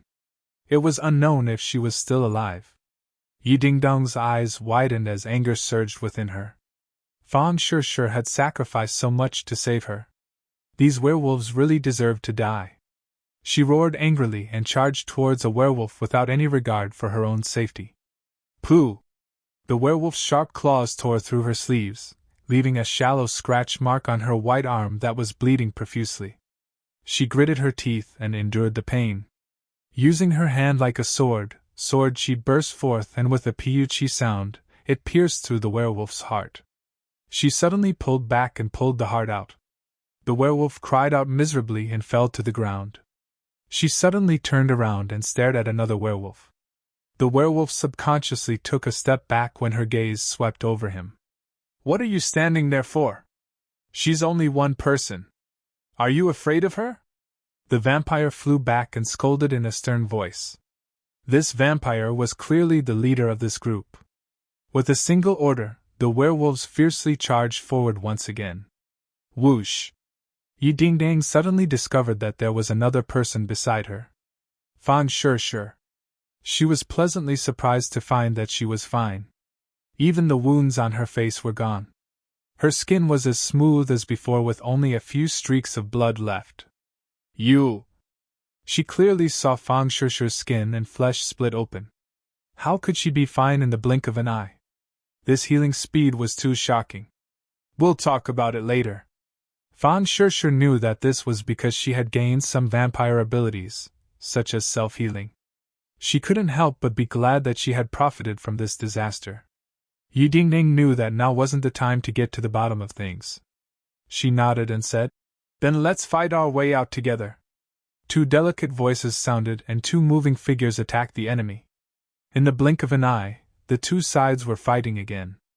All of a sudden, the werewolves exploded with blood and collapsed to the ground. Everyone was shocked by this scene and turned their heads to look, only to find a few people standing beside the werewolf's corpse. They had no idea when these people had arrived. When Yi Dingding saw them, she was pleasantly surprised. "It's you guys?" These people were actually Tang Zheng's three roommates, Sinosaurus, Zhou Yan and Wang Shiji. Tang Zheng had already taught them the god-killing tactics, and had also given them Peiyuan Dan to wash their marrow and change their physique. They had been cultivating for some time now and had made some small achievements, especially Sinosaurus, who had the mountain-shattering meteor hammer and was the strongest of the three. They rushed over when they heard the fighting and happened to see a group of werewolves attacking Yi Dingdang and Fang Shishi. How could they sit by and do nothing? Thus, they launched a silent sneak attack and killed 3 werewolves in one go. Their morale was greatly boosted and they said passionately, "Don't worry, with us here, no one can hurt you." Yi Dingdang never thought that even Tang Zheng's 3 roommates would become cultivators with extraordinary strength. However, at this moment, she was somewhat glad. Without these 3 people, her and Fang Shishi's situation would be even worse. The vampires were extremely anxious when they saw that the other party had come to help. This was a university campus, and their movements were so loud that the police would probably arrive soon. At that time, it would be even more difficult to catch these 2 people. Speak of the devil. The sound of sirens came from afar and police cars rushed over from all directions. This was Yanqing University, Huaxia's top university. With such a terrible case happening, the police naturally couldn't ignore it. Even the special police team came, armed with live ammunition, and quickly surrounded them. Seeing this, the vampires glared at their 2 targets and roared, "Retreat!" They turned around and flew into the sky. "Stay here!" Fang Shishi was unable to restrain her anger. She roared and waved her arm. The rainbow ribbon expanded and wrapped around the vampires. The vampires struggled but still couldn't escape from the rainbow ribbon. When the other werewolves saw this, they didn't have time to help and fled in all directions. "Stop!" Sinosaurus also roared. With a flash of light in his hand, the moon-shattering meteor hammer flew out and hit a werewolf. The werewolf's head was directly smashed into his body, and he staggered to the ground and died. Bang, bang, bang, a series of intense gunshots rang out, and the other werewolves also fell to the ground. After twitching a few times, they couldn't move anymore. The air was filled with the smell of smoke and blood. This area was completely under martial law, and the police with live ammunition stopped the onlookers who wanted to watch the show. Caw, caw, caw! The sound of guns being pulled could be heard. All the police pointed their guns at Fang Shishi and the others. Sinosaurus and the other 2 hurriedly stood in front of the 2 girls. Sinosaurus smiled and said, "Hee hee, don't misunderstand. We're on the same side, on the same side." However, the police didn't relax, especially the bodies of the werewolves on the ground. It made them feel like they were facing a great enemy. "Don't move!" the police roared. Fang Shishi was worried about Tang Gang's comfort and took out her phone. "I said don't move?" The police glared and was about to pull the trigger. A war seemed to be about to break out. "It's just a phone call. Why are you so nervous? We're all from Huaxia. Can't you be more polite?" Zhou Yan also stood up. "Just make the call. I'll see who dares to shoot." The policemen looked at each other in dismay. In the end, they still let Fang Shishir make the call. Hey, Tang Jing, something happened. Rockefeller's people attacked me and Yi Ding Dang. They tried to take us away. Yes, we're fine now. I suspect that not only are they going to attack us, they're also going to harm the rest of the family. When Tang Jing heard this, he was already furious. He comforted Fang Shishir with a few words. Since the police had interfered, it would be safer to stay with the police for the time being. Then, he began to call the others. Lu Qingmei and Mu Hongyan were on their way to work. He called for a long time, but no one answered. He thought to himself that something was wrong and rushed out of the villa, chasing after them on the road to work. During this time, he dialed Wu's number again, but he heard some noise on the other side, as if there was an intense battle. We were attacked. It was a werewolf. Wu Yun said calmly. Are you all right? Tang Jing's head tightened. Fang Shishir guessed right. This time, Rockefeller was actually targeting everyone around him. It seemed that they were planning something big. We're fine. It's just a few werewolves. Master's wife and I can take care of them. Wu said lightly. This is Rockefeller's people coming to take revenge on me. Be careful. Don't let a single one of them go. Kill them all. Tang Jing gnashed his teeth and said fiercely. No problem. Wu hung up the phone. Tang Jing's heart jumped even higher. He dialed Empyrean Fairy's number again. Empyrean Fairy's voice was somewhat puzzled. She asked first, why are there werewolves and bat demons in the capital? Did they escape from the 10,000 mountains? Tang Geng's head darkened. It seemed that she was no exception. He hurriedly asked, are you and Nana injured? How can these weak monsters hurt me? I'll kill them all. The mysterious maiden of the 9 heavens said calmly. Tang Jing let out a sigh of relief and said, that's good.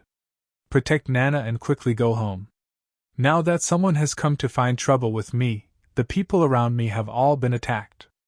Empyrean Fairy made an sound and said, it seems that they didn't escape from the 10,000 mountains. Then where did they come from? Atlantic Empire, Rockefeller family. Never heard of it. Empyrean Fairy did not care at all. Relax. Nana is my disciple. How could I let her get hurt? We still have to continue our morning exercise. Let's not talk about it. Tang Jing smiled bitterly. Only the Empyrean Fairy was so skilled and daring. She did not put these things in her eyes at all. After such a thing happened, she still had to continue her morning exercise. Tang Jing was burning with anxiety. Now only Lu Qingmei and Mu Hongyan's safety was uncertain. But these two people were the ones he was most worried about because they were the weakest. Nothing must happen to them, he anxiously muttered to himself. Like a gust of wind, he rushed through the streets. Lu Qingmei and Mu Hongyan drove to the company together as usual. Since joining the company, Lu Qingmei learned a lot from Mu Hongyan. She was gradually subdued by Mu Hongyan's charm. This single mother's business talent was amazing. She felt ashamed of her inferiority. Because of this, she had been humbly learning by Mu Hongyan's side. She improved very quickly. Lu Qingmei drove the car and chatted casually with Mu Hongyan. Suddenly, there was a loud bang. The roof of the car caved in, as if something heavy had fallen on top of the car. Both of them were shocked, thinking that it was something that fell from a high altitude.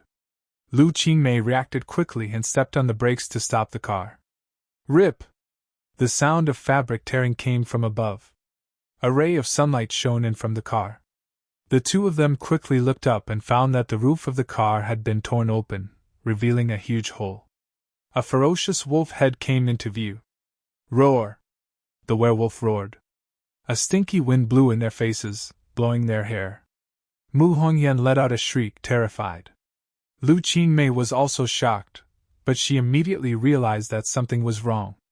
She pointed at the werewolf and the dragon trapping rope flew out and tied the werewolf up. Bang! The werewolf fell off the roof of the car while Lu Qingmei shouted, Sister Mu, sit tight! She suddenly started the car and rushed out like an arrow leaving the bow. Suddenly, the car's momentum came to an abrupt stop. Then it rose into the air. The two of them saw a huge werewolf stop the car and lift it up with both hands. "Get out of the car!" Lu Qingmei reacted quickly. She grabbed Mu Hongyan, kicked open the car door, and jumped out. The two of them rolled on the ground and stood up. Only then did they see that they were surrounded by more than 10 werewolves. Mu Hongyan also gradually calmed down. Although her breathing was still rapid, she did not shout. "What should we do?" Mu Hongyan asked. "Sister Mu, I'll hold them back. You leave quickly," Lu Qingmei said without thinking. "They have so many people. If I leave, what will you do?"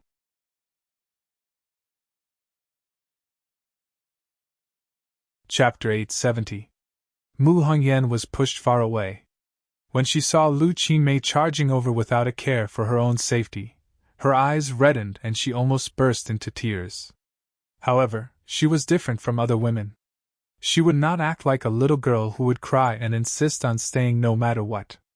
She did not have the strength to truss a chicken. If she stayed, she would only be of help.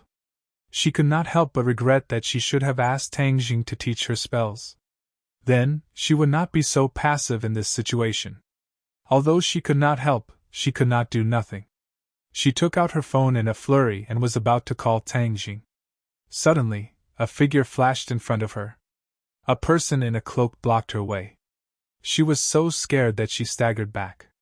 However, the other party closed in and grabbed her wrist, leaving her with nowhere to run. "Hee, come with me." A cold laugh sounded. The cloak rolled up and covered Mu Hongyan. "Ah, let go of me!" Mu Hongyan screamed. However, there was nothing she could do. She felt the world spinning and she was lifted off the ground. Lu Qingmei heard the scream and turned her head to look. She saw a black figure carrying Mu Hongyan into the air and disappeared in the blink of an eye. "Big Sister Mu!" Lu Qingmei called out anxiously. However, the only response she got was the fierce attacks of the 10 or so werewolves. She had a total of 2 magic treasures, the dragon trapping rope and the samurai pouch. However, only the dragon trapping rope could fight the enemy. She waved her hand and the dragon trapping rope that was trapping the werewolf suddenly contracted. With a boom, the werewolf exploded into a cloud of blood. Then, the dragon trapping rope flew back into her hand. She shook the dragon trapping rope and fought the enemy with all her might. She was very inexperienced in fighting and was very anxious. Soon, she was in a mess and was about to fall into the hands of the werewolves. Suddenly, a figure appeared at the end of the street. A furious roar came from afar. "Go to hell, you werewolves!" Whoosh! A white figure was one step ahead and landed on the head of a werewolf. The werewolf quickly waved his claws to grab it. Bang! A huge force came from above, and the werewolf's head exploded like a ripe watermelon. Xiaobai waved its little white claws and disdainfully jumped down from the werewolf's corpse. With a kick of its hind legs, it pounced toward another werewolf. The werewolf roared again and again, trying to block Xiaobai. However, it saw a ball of flames soar into the sky. Its lush fur immediately caught fire, turning it into a fireball. It screamed and fell to the ground, finally turning into a pile of black ash. Tang Zheng's eyes were bloodshot as he held on to Battle Soul. Pu, a few sinister heads fell to the ground. Seeing this, the remaining werewolves screamed and fled in all directions. Tang Jing snorted angrily. "All of you must die!" His figure flashed, leaving only afterimages and streaks of blood. Then, the sinister heads fell to the ground. A moment later, all the werewolves turned into cold corpses. Seeing Tang Jing, Lu Qingmei heaved a sigh of relief. However, when she thought of Mu Hongyan, her heart jumped to her throat. She couldn't wait to say, "Tang Jing, Sister Mu has been taken away. I'm really useless. I didn't protect Sister Mu well." Tang Jing hugged her tightly, patted her back, and comforted her. "Sister Mei, it's not your fault. I didn't protect you well. Don't worry, I will definitely save Sister Mu." Lu Qingmei leaned into his embrace. Only then did she feel a burst of fear. Her entire body went soft, and cold sweat broke out on her back. Her entire body trembled. Tang Jing was in extreme pain and comforted her. Don't be afraid. I'll take care of everything. I won't let them hurt you again. Then what about Sister Mu?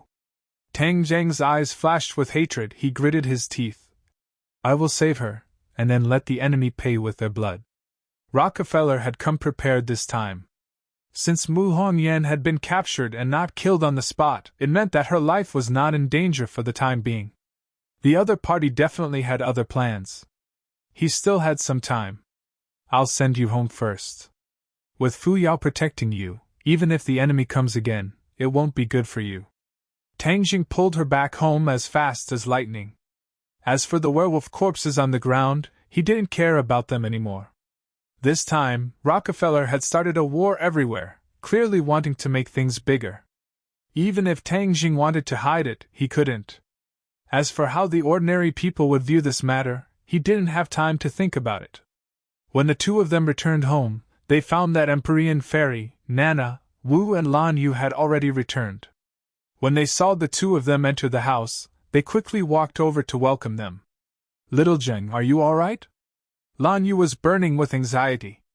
She pulled Tang Jing's hand and sized him up. I'm fine. Lan Yu patted her chest and said with lingering fear, It's good that you're fine. What exactly happened this time? The Rockefeller family came to take revenge on me, but he didn't come directly to me. Instead, he targeted the people around me. Tang Jing said hatefully. He's simply too shameless. When he saw that Lu Qingmei had returned alone, his heart skipped a beat as he hurriedly asked, Where's Sister Mu? She was taken away. Lu Qingmei's eyes turned red as sorrow welled up in her heart. The few of them were shocked. Wu Dang said, Let's go save Sister Mu. Calm down, we don't even know where they are.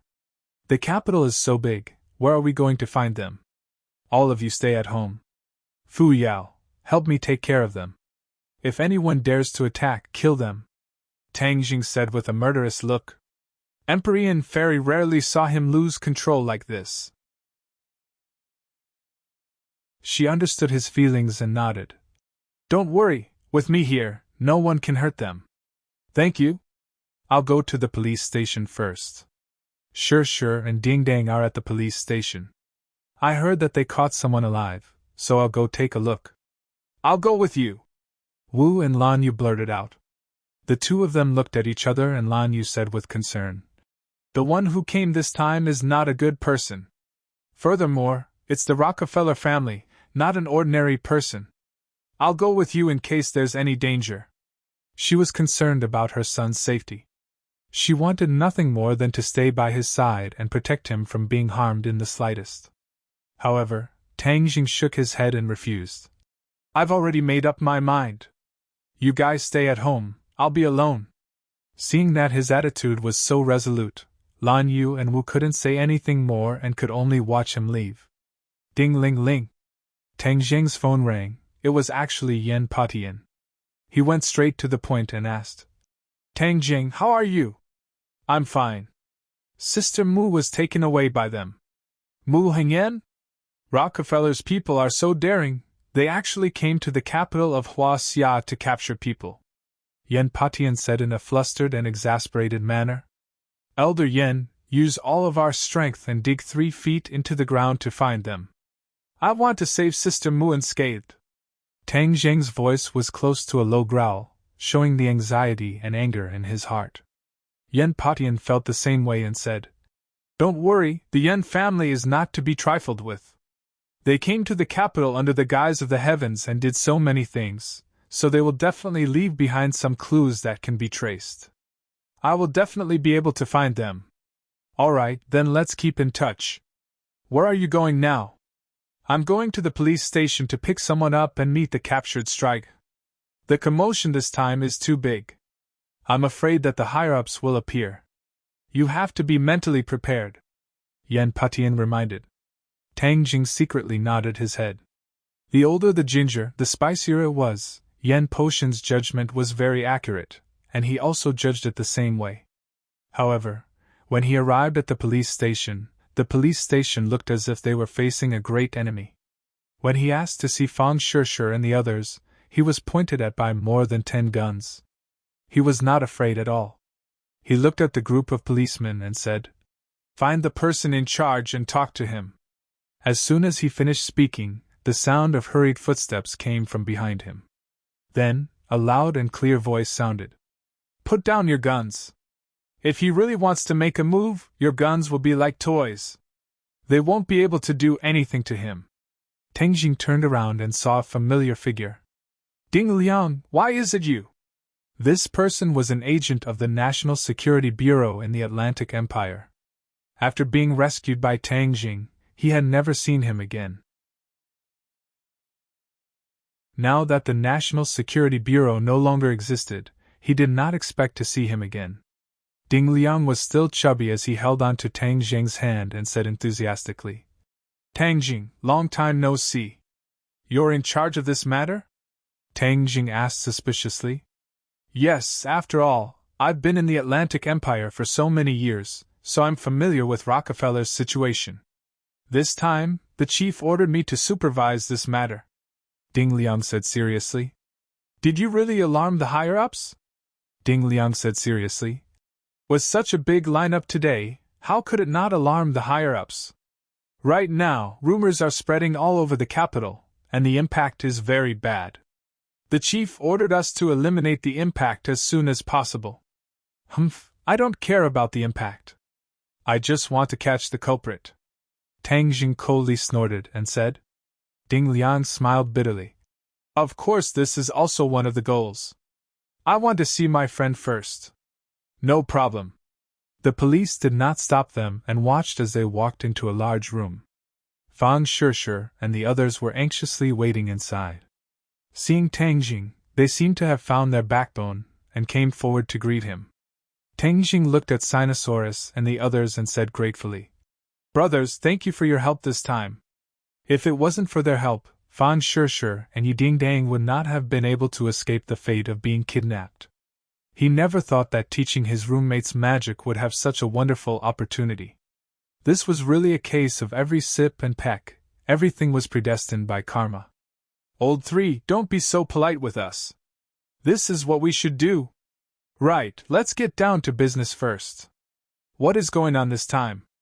Teng Jing did not want them to get too involved and said, "You don't have to worry about what happens next. The other party came with bad intentions, so I will take care of it."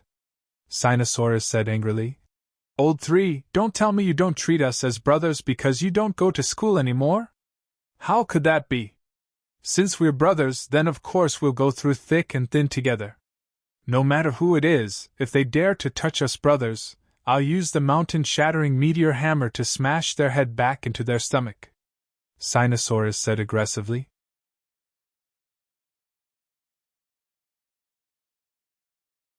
Chapter 871. Teng Jing pacified several people before asking to see the captive vampire. Ding Liang hesitated for a moment and said, "Teng Jing, this time Rockefeller came all the way here. It must be to target you, but they are making too much of a ruckus. How are you going to deal with them?" "A debt of blood must be paid in blood," Teng Jing said resolutely. "It's better to squash enmity than keep it alive. After all, Rockefeller is an influential family in the world," Ding Liang advised. "So what? They've racked their brains to kill me and even targeted the people around me. Do they want me to let it go?" Teng Jing snorted disdainfully as he asked in a mocking tone. "The higher-ups mean to turn big problems into small ones and small ones into nothing. If this matter escalates to an international conflict, then the losses outweigh the gains," Ding Liang advised earnestly. Teng Jing firmly shook his head. "You and I stand on different sides. I don't expect you to agree with my methods. As for compromising with Rockefeller, that's absolutely impossible. Even if it causes an international conflict, they were the ones who started it first. Can they blame me? If we blindly tolerate such ambitious people, then they'll take a mile after taking an inch."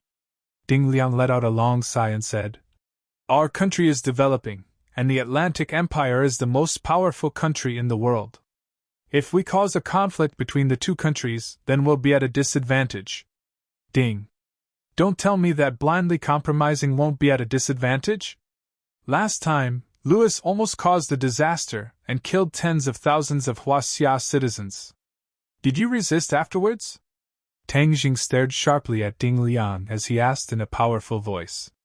Ding Liang was speechless for a long time before saying, "This is a multifaceted consideration from the higher-ups. A country isn't like an individual. We can't let our emotions affect our decisions. We have to weigh the pros and cons. I won't point fingers at the country, but please don't point fingers at me. I have my own opinions. I only ask you one thing, will you let me see that captive?" Ding Liang lowered his head under Tang Jing's sharp gaze and said helplessly, "Fine, I'll let you see him, but you can't kill him. We still want to get more information from his mouth. If we kill him, how do we pry open his mouth?" Tang Jing said meaningfully. Ding Liang hesitated. "Actually, we've already interrogated him. No matter what we did, he wouldn't let go. What can you do?" Tang Jing smiled coldly and did not answer. Ding Liang resentfully brought them to the place where the vampires were imprisoned. The others waited outside, and only Tang Jing was allowed to enter. There wasn't a single window on the thick walls, and even the door was made of thick steel. The Blood Clan had even put on shackles and handcuffs to prevent him from escaping. As soon as Tang Jing walked in, the vampire abruptly raised his head and stared at Tang Jing with a pair of deep blue eyes. "You know me?" Tang Jing asked, noticing something in the other party's eyes. The vampire hatefully said, "You are Tang Jing. Stop dreaming. You want to pry open my mouth? Keep dreaming." Tang Jing aggressively walked in front of the other party and looked down at him without saying a word. A formless pressure spread out. The vampire's expression changed slightly as he felt it was difficult to breathe.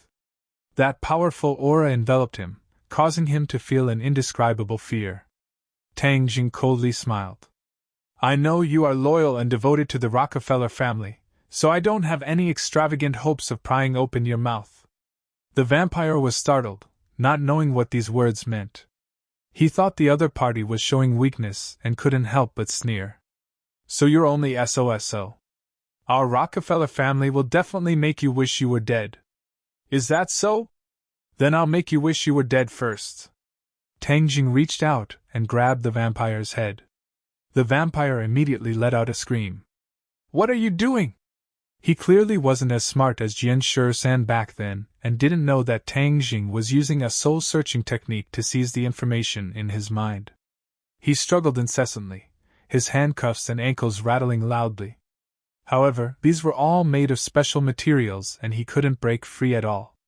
Outside the door, everyone turned pale with fright when they saw this scene from the monitor. Ding Liang, in particular, cried out loudly. How could Tang Jing be so impulsive? He was just about to rush in and stop Tang Jing when he was stopped by Fang Shishir and Yi Ding Dang. They had been by Tang Jing's side for a long time and knew a thing or two about his methods. "Wait a moment, Tang Jing won't harm his life." "Really?" Ding Liang was skeptical. "Of course." The two spoke in unison with great certainty. After fighting side by side, their relationship seemed to be heating up rapidly. The estrangement from before was also gradually melting away, and they actually had some kind of tacit understanding. Ding Liang's expression fluctuated, but in the end, he still chose to believe Tang Jing. After going through life and death in the Atlantic Empire, he was also willing to believe Tang Jing. "What are you doing? Stop!" The Blood Clan member let out a heart-wrenching scream. His body twitched incessantly, and his reaction was quite big. "It hurts so much. My head is about to explode. What are you doing to me?" Tang Jing didn't say a word. He quickly used the soul search technique, and a stream of information flowed into his brain from the Blood Clan member's brain. After a long time, he finally released his hand. The Blood Clan member was already slumped weakly on the chair. His entire body was soaked, as if he had been fished out of the water.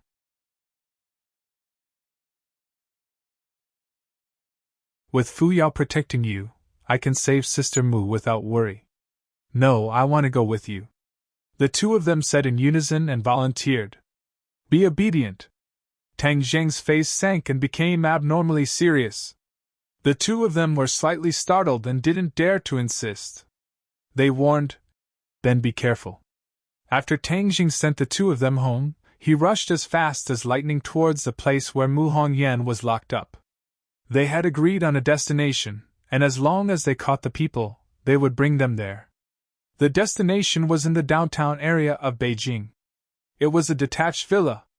Tang Jing didn't know that this was a private property that Song Yu had bought in the past and was now provided to Rockefeller for use. Tang Jing quietly sneaked into the villa area. There was a small bridge, flowing water, and green trees. The environment was beautiful. From afar, he locked on to the target building. He didn't dare to alert the enemy and sneaked in without making a sound. He easily climbed in through the window of the villa. Suddenly, his pupils shrank as he saw a person sitting in the living room. The other party saw him barging in and raised his head to look at him without panic or dissatisfaction. There was no surprise at all. Instead, there was a mischievous smile. He was very familiar with this face. Ancestor Nicholas! Tang Jing was as if he was facing a great enemy. His body tensed up and he was ready to attack. He shouted, "It's you! You're here too!" Nicholas looked at him with a smile that wasn't a smile and said, "I have been waiting for you for a long time.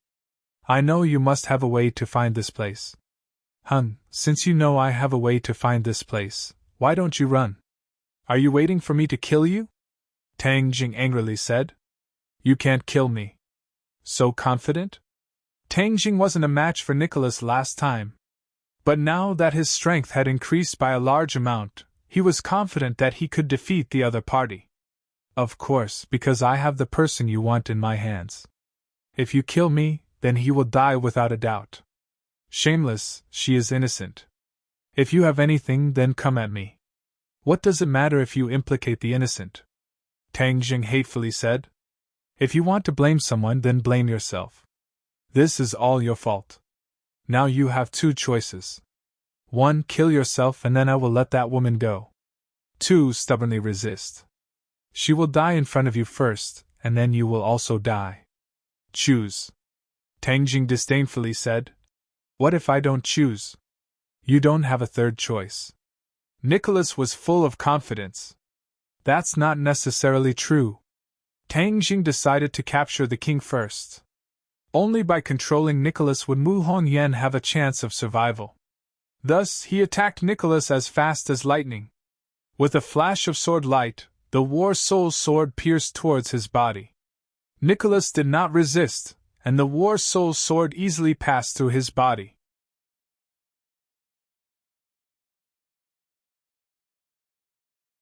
Chapter 872.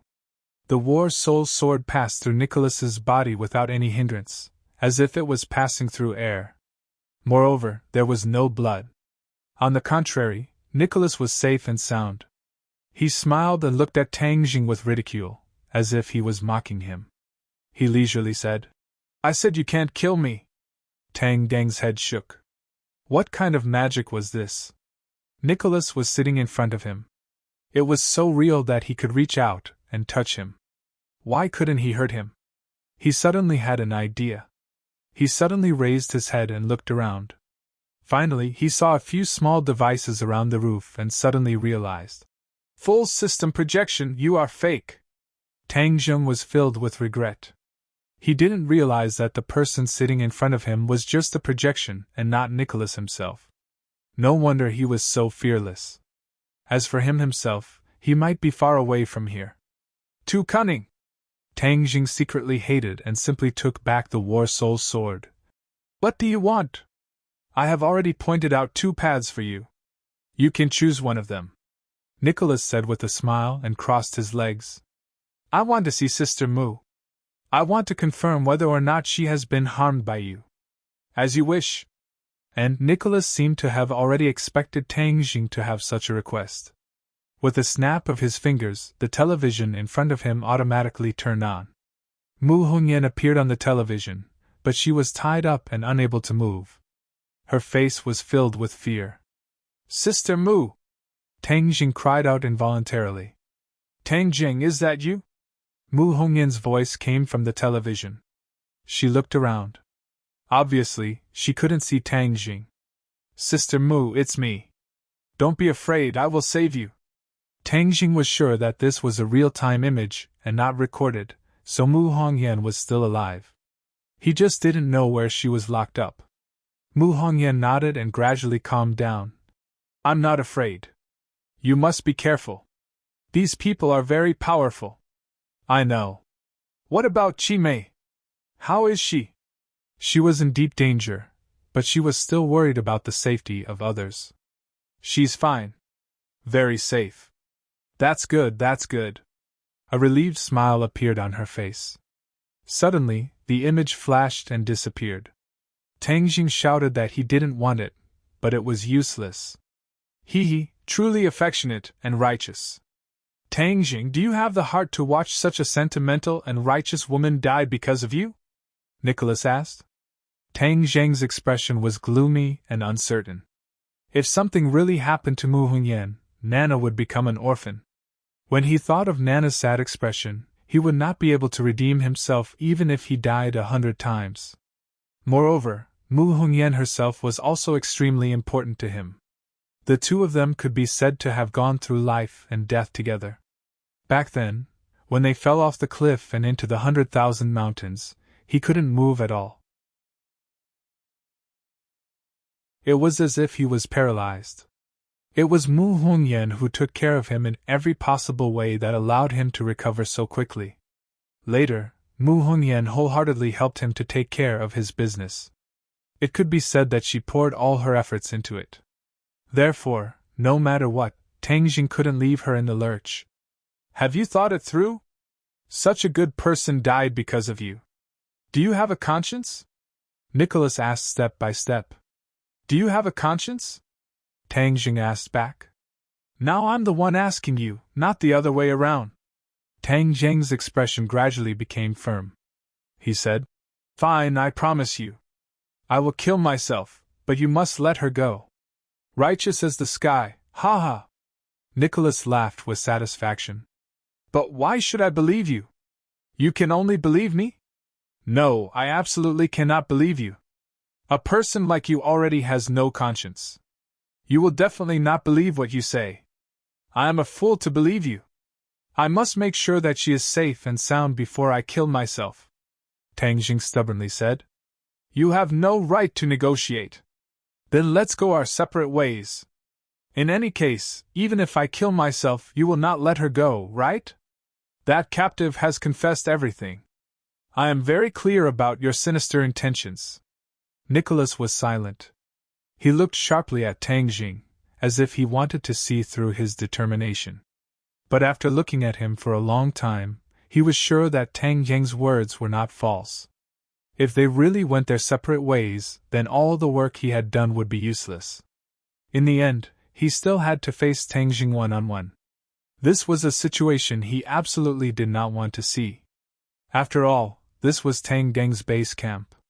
If the two sides confronted each other face to face, the people he brought may not be able to gain any advantage. Therefore, if he could force him to kill himself, this would be the best result. Fine, I promise you.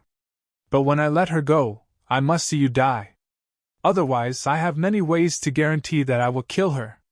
Nicholas had no choice but to compromise. Tang Jing was relieved. His insistence was right. Nicholas's ultimate goal was to kill him. As for the others, they could temporarily retreat. We'll hand over the hostages somewhere else. I'll stay here, Tang Jing said. When we hand over, I must see you die, Nicholas said with killing intent.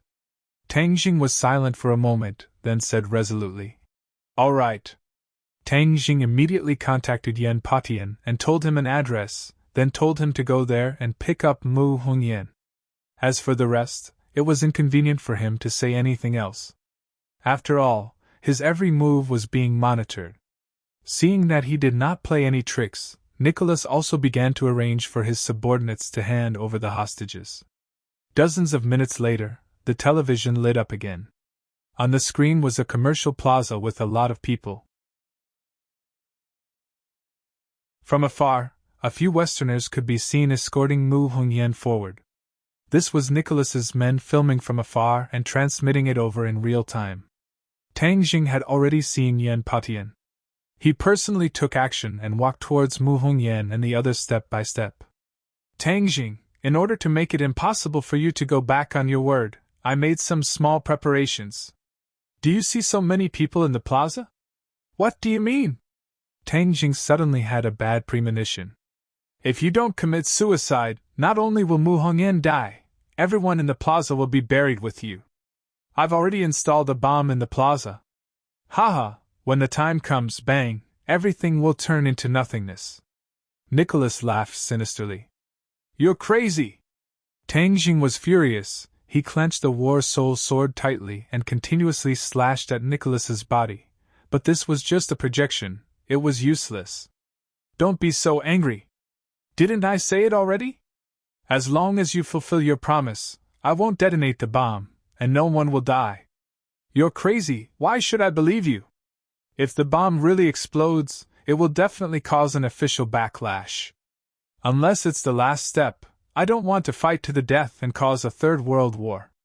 Tang Jing stared at Nicholas, convinced that what he said was true. If he detonated a bomb in the bustling city of the capital, the authorities would definitely investigate thoroughly and give the people an explanation. Even if it was Nicholas, he would not be able to bear this responsibility. Unless it was the last moment, he would definitely not take the risk and take such a risk. So, don't challenge my last bit of patience, Nicholas added. As long as I see that elder sister Mu is safe and sound, I will naturally do as I say, Tang Jing said helplessly. Then I'll wait and see. On the screen, the two sides were getting closer and closer, both of them extremely fearful of each other. Finally, the two sides approached. Yan Potion's eyes were sharp and his hands were fast. He snatched Mu Hongyan and protected her behind him. Tang Jing had warned Yan Patian not to clash with Nicholas's men, so Yan Patian did not attack. The Westerners quickly retreated. Your turn, Nikolai urged. Tang Jing raised the War Soul sword and aimed it at his chest. The air seemed to have frozen, and the surroundings were terrifyingly silent. Nicholas stared at the screen without blinking, and beside him were two other people, Song Yu and Li Xiaotian. Song Yu's expression was a little excited. Her plan this time was finally about to succeed. Haha, Tang Jing, even in your dreams you would never have thought that you would die in my plan in the end. It was a pity that she couldn't kill him with her own hands. Li Xiaotian's expression was complicated. She had known Tang Jing for a long time and understood him very well. Seeing that he was willing to sacrifice his life to save others, she couldn't help but be moved. At the same time, she was a little puzzled. Could it be that Tang Jing really died just like that? According to the High Lord's judgment, it was impossible for him to die so easily. But now that things had come to this, what else could he do? Even though she was quick-witted, she still couldn't think of any way for Tang Jing to get through this difficult situation. Die. If he really dies, it can be considered as one less big trouble. Although the High Lord will be surprised, he should also be very happy. Li Xiaotian sighed inwardly. It seems that we have overestimated him. We always thought that he was very powerful, but it seems that he is also very stupid. He actually sacrificed his life for someone unrelated to him. This kind of person is destined to die, Song Yu said with disdain. Nicholas smiled and agreed. That makes sense. You Huaxia have an old saying, a great man is ruthless. How can such an indecisive person achieve great things? However, killing him like this is too easy for him. My Louis died unjustly, not only Tang Jing, but also the women by his side. I want them all to be buried with Louis. After he kills himself, I will kill them all. Song Yu's heart turned cold, but she still said with a smile. That makes sense, especially that Yi Ding Dang, she deserves to die. He was still brooding over the fact that he was unable to catch Yi Ding Dang this time. If he had caught Yi Ding Dang, it might have been even more exciting. My patience is limited. I will count to 3. If I don't end it, I will detonate the bomb, Nicholas urged. Tang Jing took a deep breath and growled. The war soul's sword fiercely stabbed backwards. Puff! Blood splattered everywhere as the sword pierced through his chest. He slowly closed his eyes and fell to the ground with a bang, no longer breathing. The few of them looked at the scene of him crashing to the ground on the screen. They were all moved and shocked. The few people who were originally sitting quickly stood up as if there was a spring under their buttocks. Their breathing couldn't help but become hurried. Is he really dead? Li Xiaotian asked with mixed feelings. Whiz!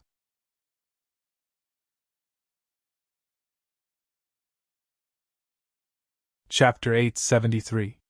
Dead? These two words were like the sound of nature, causing Song Yu to almost jump up in joy. He could not hide his excitement as he waved his fists. Tang Jing is finally dead! Nicholas also smiled as if relieved of a burden, but it was not enough to vent his anger, as he said. Next, it's time to deal with the women around him. Li Xiaotian's expression was complicated as he looked at the motionless Tang Jing on the screen and sighed faintly. What saint lady doesn't want him to die? Song Yu's expression turned cold as he asked with an unkind expression. Li Xiaotian coldly glanced at him and said snappily, What does what I think have to do with you? Song Yu choked, but he was unable to refute. In front of the Lord, Li Xiaotian's status was much higher than his, so he did not dare to offend her. Song Yu bitterly smiled and changed the topic. It seems that the people of the island nation are useless. Who said they are useless? Isn't it just right to deal with Tang Jing's women? Nicholas smiled meaningfully. Song Yu's eyes lit up as he agreed. That makes sense. This group of island nation people are vengeful. Although Tang Jing is dead, compared to their previous losses, Tang Jing's death may not be able to make up for all of them. They will definitely not be reconciled. Then let's leak the information to them. A group of island nation monkeys is just right to be cannon fodder, Nicholas said with a smile. Obviously, he looked down on the island nation in his heart. Then what about Tang Jing's body? Li Xiaotian suddenly asked. The body is already useless. Then give it to me. I want to use it to lure out Lan Yu. Li Xiaotian's eyes flashed as he said mysteriously. Lure her out for what? Song Yu asked suspiciously. Humph, this group of martial sect remnants has always been a huge threat to us. Now that all of them have gone into hiding, how can we ignore them? If we don't eliminate them as soon as possible, they will definitely become a huge threat in the future. Song Yu's heart skipped a beat. He couldn't help but sigh at how vicious and merciless this woman was. She didn't even spare a dead person. However, he liked this plan very much. The news of Tang Jing's death quickly spread.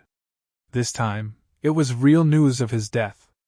Immediately, it was like an atomic bomb had exploded, shocking all the forces in the capital. In the big villa, there was a cloud of worry.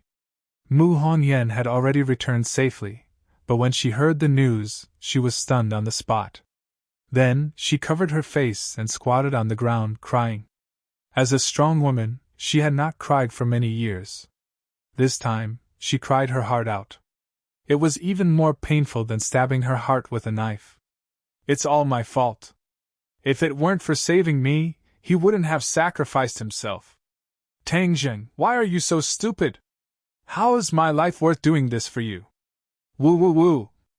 Nana was frightened by her mother's actions.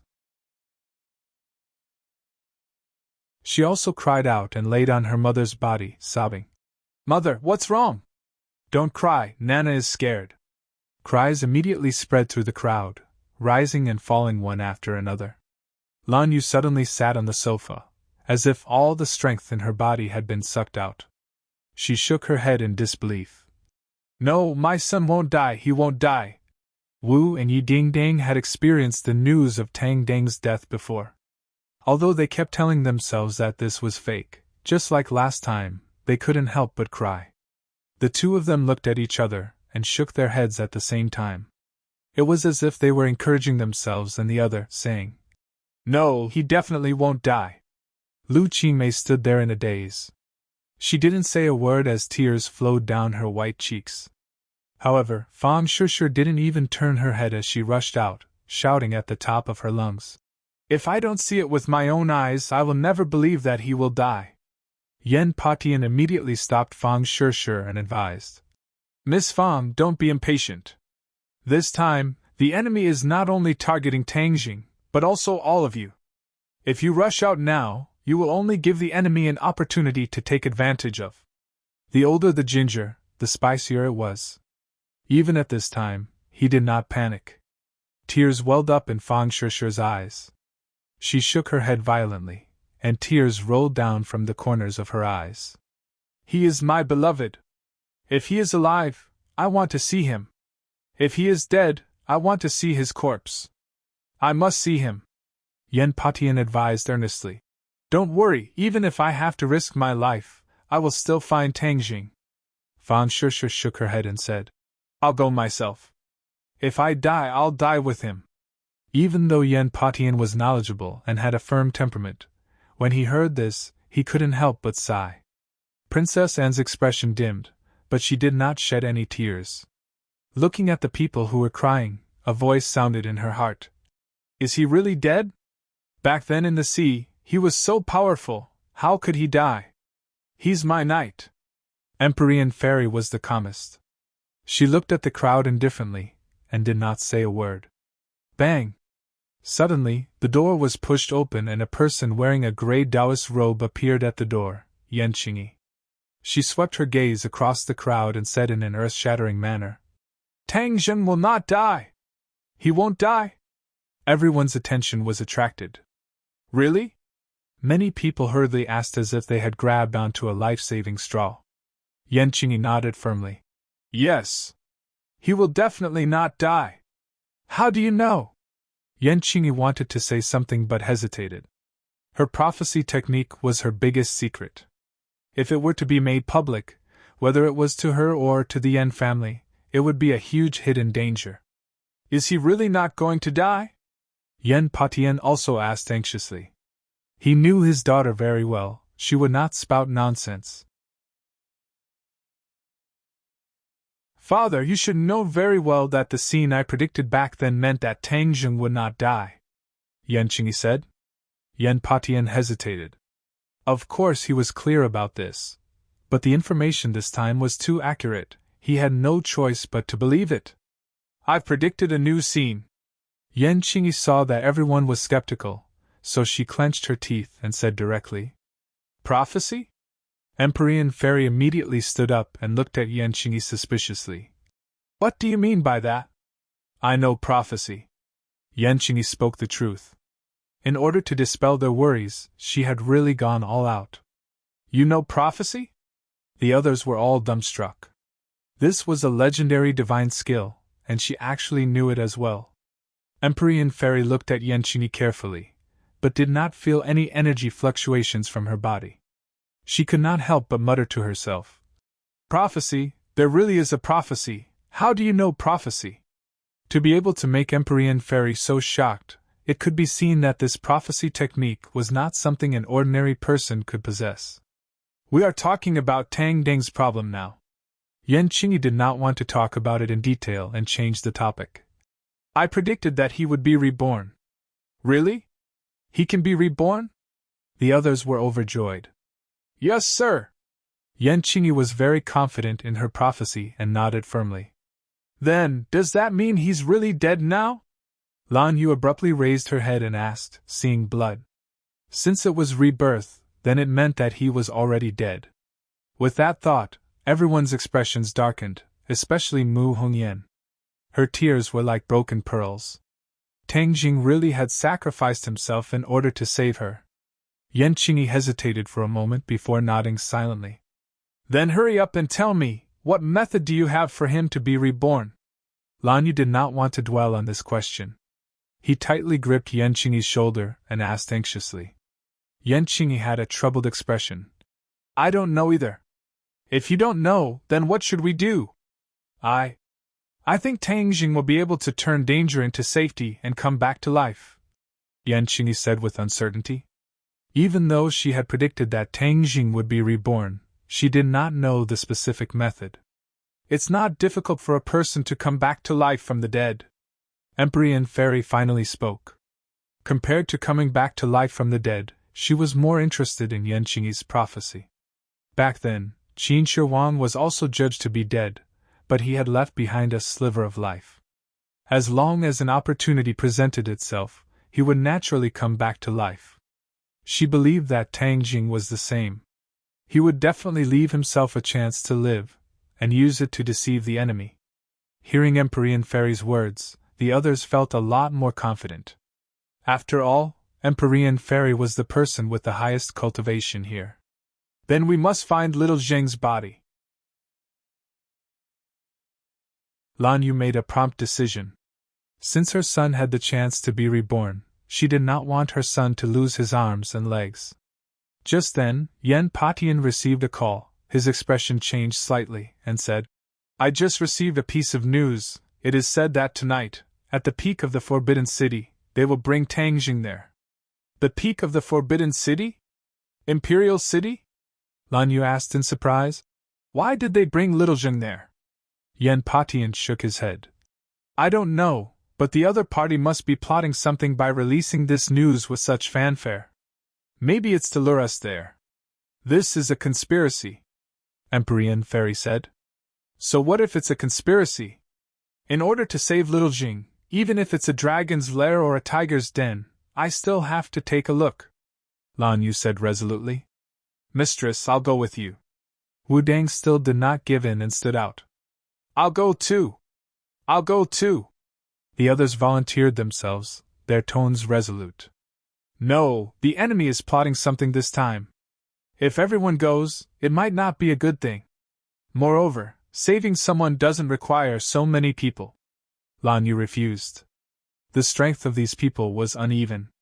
If the enemy really had a scheme and made a move, they might not be able to take care of all of them. Some of them might even be injured, and their lives might even be in danger. Lan Yu naturally wouldn't take this risk. When they heard this, their expressions darkened. Seeing that, Lan Yu eased his tone and explained. "This time, we are going to save little Jin. There are many unforeseen events, so the fewer people there are, the better." Yan Patian agreed. "That's true, I will personally go and meet these people," Lan Yu said. "Wu, come with me. The rest of you can stay at home." Emperor Fairy's interest was completely focused on Yan Qingyi. She stared at her with a burning gaze and said, "Let's stay and talk about the prophecy technique." Yan Patian had a difficult expression on his face. Yan Patian also had some guesses about the identity of the Emperor Fairy, so he nodded towards his daughter, meaning that he could reveal a little about the prophecy technique. "Then you must save Tang Jing." Seeing that they did not have the chance to personally go, the others could only repeatedly remind them.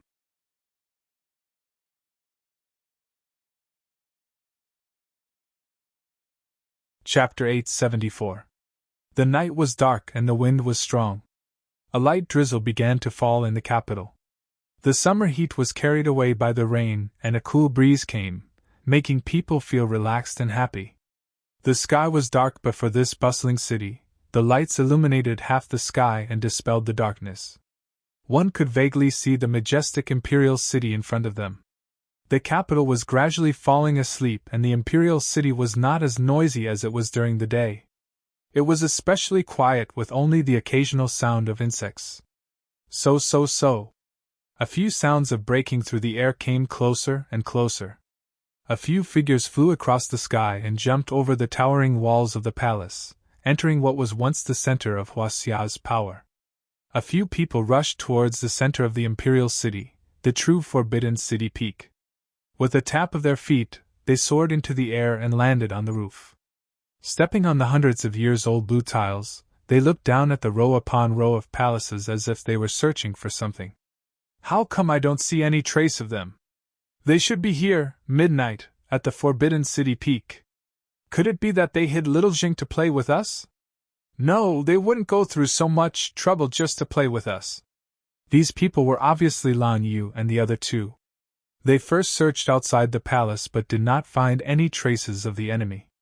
Then they came to the Forbidden City peak. But the time had come, so why did the enemy not appear? "Is Madame Wu in such a hurry?" A clear voice rang out, and a person walked out from the darkness. With a tap of their feet, they also landed on the roof. Li Xiaotian, it's you! Marshall opened her eyes wide and cried out in surprise. So it's the Holy Maiden of Li Palace. Lan Yu had never seen Li Xiaotian before, but this name was not unfamiliar. His heart trembled as even the Li Palace was involved in this matter. Perhaps it was not just that. The Azure Dragon Hall was the real mastermind behind all this. It's me. Madame Wu is truly as beautiful as a fairy. No wonder she was able to capture the heart of the previous head of the martial organization, and even gave birth to such a powerful son like Tang Xing. Li Xiaotian said with a smile. Li Xiaotian, where did you hide my son? Lan Yu didn't want to talk nonsense with the other party, so he went straight to the point and asked. You want Tang Xing? There, isn't that him? Li Xiaotian pointed to a spot not far away. In the darkness, it was indeed Tang Xing. Little Zheng!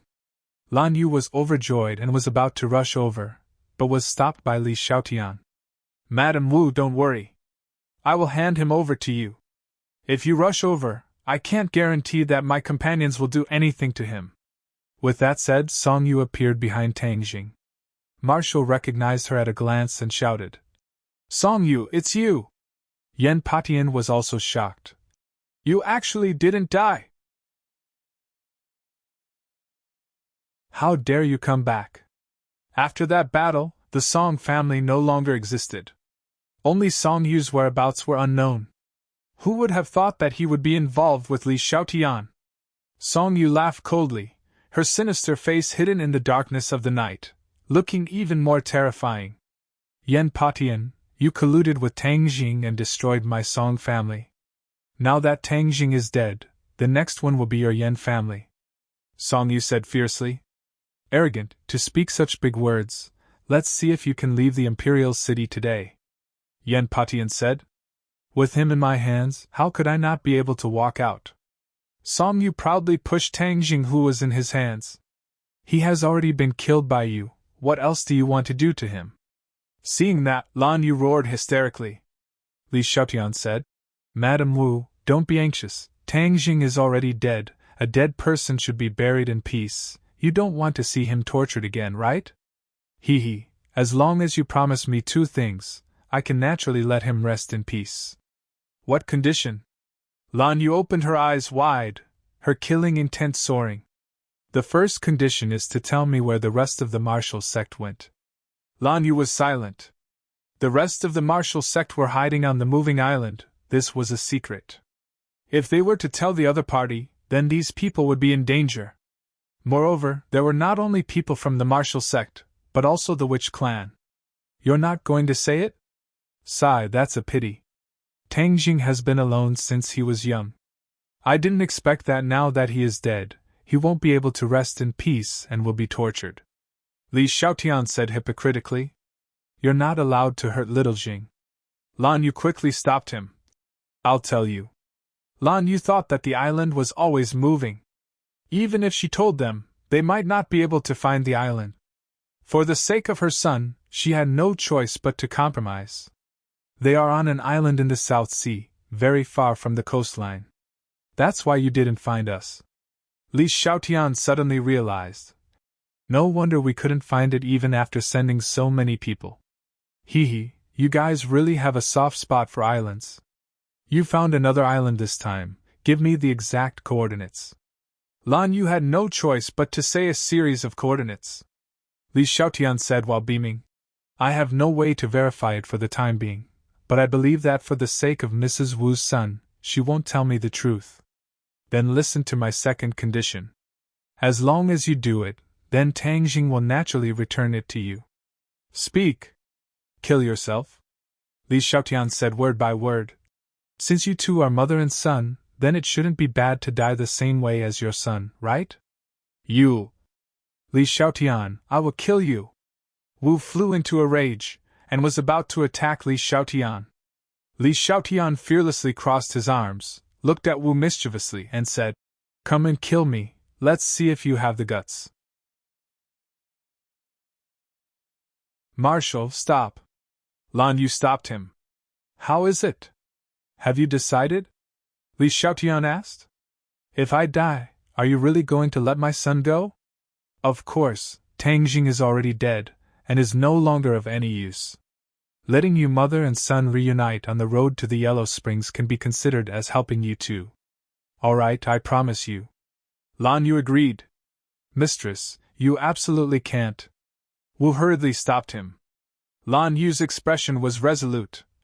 Back then, I didn't protect him well, which was why he was left wandering outside. All these years, he has suffered so much, and I have not fulfilled my responsibility as a mother. This is the only thing I can do for him now. Seeing that mistress had already made up her mind, Wu's tears flowed out. She had never cried as much in her entire life as she did today. She looked at Li Xiaotian with overflowing anger, and secretly swore in her heart, Li Xiaotian, I will definitely kill you, otherwise, I will not be human. Li Xiaotian's heart skipped a beat when he saw Wu's eyes, but he did not soften his heart, and said, Stop dawdling, there won't be a miracle. Yan Patian looked at this scene. His heart was willing but his strength was insufficient. The enemy was truly too sinister. He never thought that they would use Tang Jing to threaten them. This was Lan Yu's Achilles' heel. He had no way to dissuade him. He only muttered in his heart that as long as he saved Tang Jing later, he would definitely kill these two people to pay tribute to Lan Yu's spirit in heaven. Lan Yu was reluctant to part with it. He looked at Tang Jing from afar, raised his hand, and resolutely slapped towards the top of his head. Suddenly, something unexpected happened. A white figure appeared out of nowhere, and as fast as lightning, it slapped Song Yu's body with its claw. Bang! A huge force caused Song Yu to fly far away, and he had no choice but to let go of Tang Jing. Who is it? Seeing that, Li Xiaotian turned pale with fright. She jumped down from the roof and rushed towards Tang Jing. She understood that without Tang Jing, she would not be able to threaten Lan Yu. Boom! A ball of flame soared into the air, blocking Li Xiaotian's path. She finally saw the small figure behind the flames clearly. Xiao Bai. She regretted it so much. So it was this little fellow who had ruined her plans. After Xiao Bai's interruption, she had no way of getting close to Tang Jing, because Lan Yu had already rushed over crazily. She could only dodge in a hurry. Tang Jing fell limply to the ground. Xiao Bai pried open his mouth and stuffed a pill into it. The pill melted as soon as it entered his mouth. Suddenly, Tang Jing opened his eyes and took a deep breath. A terrifying light burst out from his eyes. Resurrection from the dead? No! Actually, he did not die. The War Soul Sword had pierced through his heart, causing him to enter a state of suspended animation. However, it left him with a chance of survival. If there was no external interference, he would definitely die if this state continued for too long. Therefore, at the last critical moment, he placed all his hopes on Xiao Bai. He gave Xiao Bai a 9 transformation soul return pill and told it to find an opportunity to feed him. The powerful medicinal properties of the 9 transformation soul return pill could allow his injuries to quickly recover, thus achieving the effect of resurrection. This was all arranged by him, but it was extremely risky. The scene that Yanqingyi saw was that he suddenly opened his eyes, and mistakenly thought that he had been reborn. In fact, he did not truly die, so how could he be reborn? Tang Jing was not an idiot. He was very clear that if he really died, it would cause his enemies to be happy. Therefore, he left a backup plan for himself. Taking advantage of the fact that Nicholas was not paying attention, he summoned Xiao Bai from the Summer world before he committed suicide. Xiao Bai was as fast as lightning, deceiving the heavens and escaping Nicholas's eyes. Even in his dreams, Nicholas would never have thought that so many things would happen right under his nose.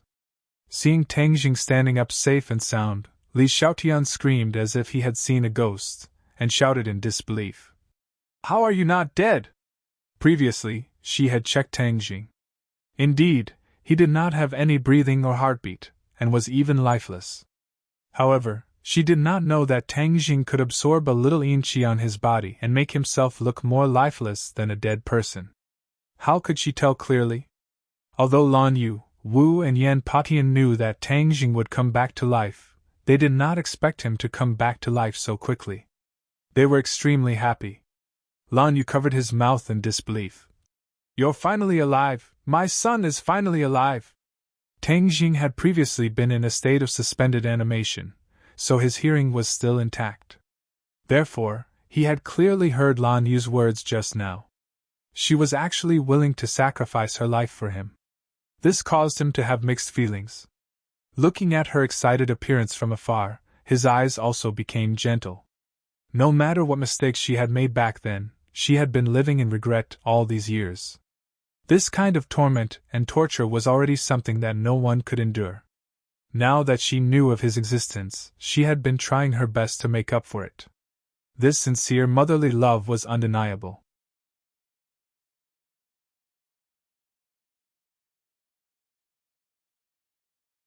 Chapter 875. Li Xiaotian was startled by Tang Deng's gaze. She subconsciously avoided his gaze and said, "Li Xiaotian, last time when we parted ways with the island nation, I let you go. Now you come to deal with me, and you even use such a despicable method. Do you really think I won't kill you?" Tang Jing asked with an ashen face. Li Xiaotian smiled charmingly and said, "Don't be so angry. We haven't seen each other in a long time. It's good to sit down and reminisce." "Who's reminiscing with you?" Marshall took the initiative to berate. "Tang Jing, just now she forced Master's wife to commit suicide. Her intentions are vicious and extremely hateful. We absolutely cannot let her go." Li Xiaotian smiled bitterly. "Marshall, don't be so angry. I was just joking." "I'm not joking with you." Tang Jing walked towards the other party step by step. Li Xiaotian panicked and subconsciously retreated. She knew very well that with her cultivation, she was not a match for Tang Jing. Moreover, the other party was not alone. If they fought, she would definitely be at a disadvantage. Tang Jing stretched out his hand and used the swallowing the heavens technique. A huge suction force appeared in his palm. Li Xiaotian felt that she could not help but approach Tang Jing. She was shocked and shouted. An iron bow appeared in her hand. The shooting sun arrow was placed on the iron bow and aimed at Tang Jing. "You found the shooting sun arrow again?"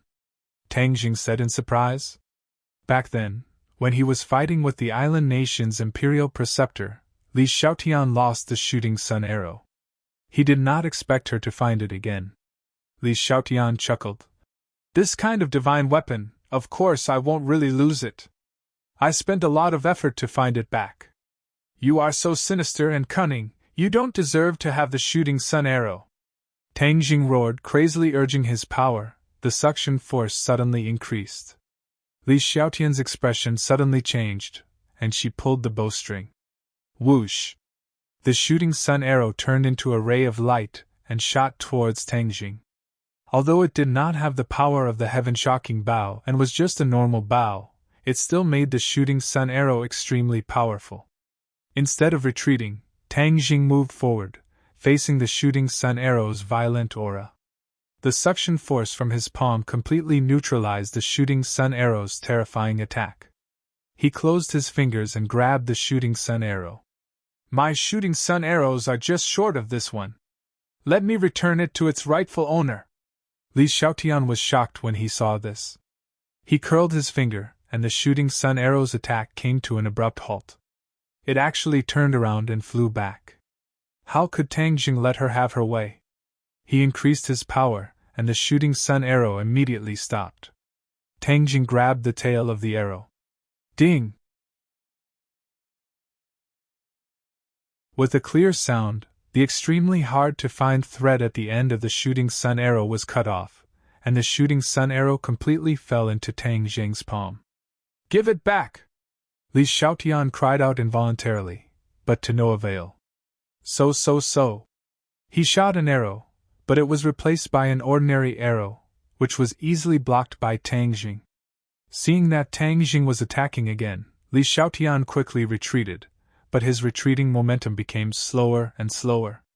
The two of them, one advancing and one retreating, had already rushed into the palace.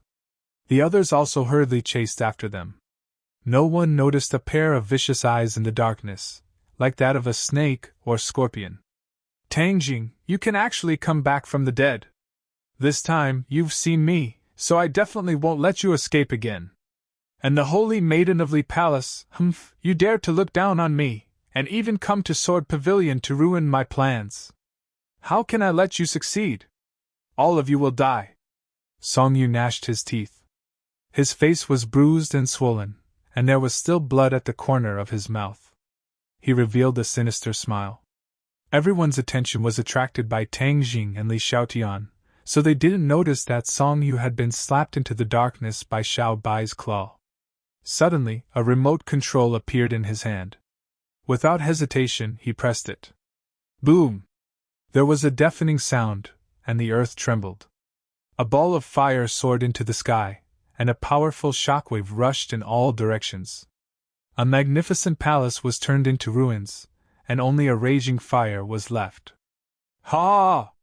Song Yu's crazy laughter resounded throughout the imperial city, only to hear him venting out his hatred as he roared loudly. Tang Jing, you are finally dead. What bullshit, cultivator! Under the might of modern technology, isn't there only death waiting for you? It turned out that he had already buried explosives in the imperial city in a frenzy, and even Li Xiaotian didn't know about it. His original purpose was not to deal with Tang Jing, but to deal with the people who came to save Tang Jing. Of course, that included Li Xiaotian. Li Xiaotian was sent to the Sword Pavilion to monitor his every move. How could he sit back and do nothing? However, he couldn't kill her openly, so he could only shift the blame to others. As long as Li Xiaotian died this time, the Lord would not suspect him of doing it. He would only blame it on the enemy. Killing two birds with one stone. Why not? Li Xiaotian's plan was flawless. He probably never dreamed that he would be schemed against by Song Yu, who he had always looked down on. Looking at the raging fire, he was complacent. These people must have been blown into several large pieces. How could they still be alive? Tang Jing, don't you have many tricks up your sleeve? You can even bring the dead back to life. Let's see how you'll survive this time. There was no more movement in the fire, but the capital was awakened by the explosion. This was the most important place in the capital, where the core of power was located. An explosion had actually occurred. Moreover, it was in the imperial city. The impact was too great. Only the sound of sirens could be heard in the dark night. People and cars rushed over from all directions. Without a doubt, the officials would be thoroughly enraged by this matter. Song Yu's lips curled into a cold smile. This is what it means to make a big move. I'll let you all see what I, Song Yu, am capable of. Of course, what he did could not be made known to the public. Otherwise, not only would he be hunted down by the Azure Dragon Palace, even the government would not let him go. Then, he would have no place in this world. He was about to escape when suddenly, an earth-shattering roar came from the sea of flames in the palace. Pun! Song Yu sat down on the floor with a terrified expression on her face. She cried out in panic. What is that sound? Just as he finished speaking, the continuous roar became even louder. The sound shook the sky. The sound waves spread out in all directions with the fire as the center point. The raging fire was extinguished in an instant. Yes! It was extinguished. The fire was extinguished in front of Song Yu's eyes. This was more immediate than any fire extinguisher in the world. Especially the anger and majesty contained in the sound. It made his heart beat like a drum, and he almost couldn't breathe. This seems to be the legendary dragon's roar? He muttered to himself. However, he felt that this was too inconceivable. It was simply impossible. Dragons were things of legend. Perhaps they were simply made up and did not exist in this world. His mind was in a mess. He sat on the floor and was unable to calm down for a long time. This was indeed a dragon's roar. The dragon's roar of a 5-clawed golden dragon. Just now, Tang Jing and Li Xiaotian were fighting fiercely. Just as Li Xiaotian was about to be captured, suddenly, an explosion rang out. Tang Jing shouted loudly, but it was already too late for him to escape. Moreover, there were so many people here, even if he escaped, what about the others? However, at the critical moment, he did not completely panic. He suddenly remembered that under the palace, wasn't it the place where the five-clawed golden dragon was imprisoned? That place was probably the safest place to avoid this explosion. In fact, this thought had been thought of in a flash, so his movements were extremely fast. Before the power of the explosion had completely affected them, he had activated the array formation of the palace. In the blink of an eye, they had moved from the palace to the long passageway below the imperial city. Then, an even more intense explosion sounded. Fine dust fell from the top of his head, and even the soles of his feet shook a few times. However, he managed to stabilize himself in the end. Only then did the others react. They opened their eyes wide and looked around. The space here was not big. It was a long passageway, and the light was very dim. "Where are we?" Lan Yu was the first to ask. "Below the imperial city," Tang Jing replied. "So there's such a place under the imperial city. I've lived in the capital for more than half my life, how come I didn't know?" Yan Patian said in surprise. Tang Jing laughed. Other than the emperor and the person who had secretly trapped the five-clawed golden dragon, the others had probably been silenced at that time. As for the emperor and that person with remarkable abilities, they were no longer in this world, so naturally, no one would know. The top of our heads is intact. How did we get down?" Lan Yu was the first to discover a flaw, and asked curiously as he looked at the stone slab above his head. The others also raised their heads to look. Their heads were indeed safe and sound, and were not affected by the shockwave of the explosion at all. The key was that there was no other way out, so why did they come to the imperial city from the top of the palace in an instant? Tang Jing did not hide anything, and said, "There is a formation here. I activated the formation, so we came down." "So you already knew about this place?" Yan Patian was speechless.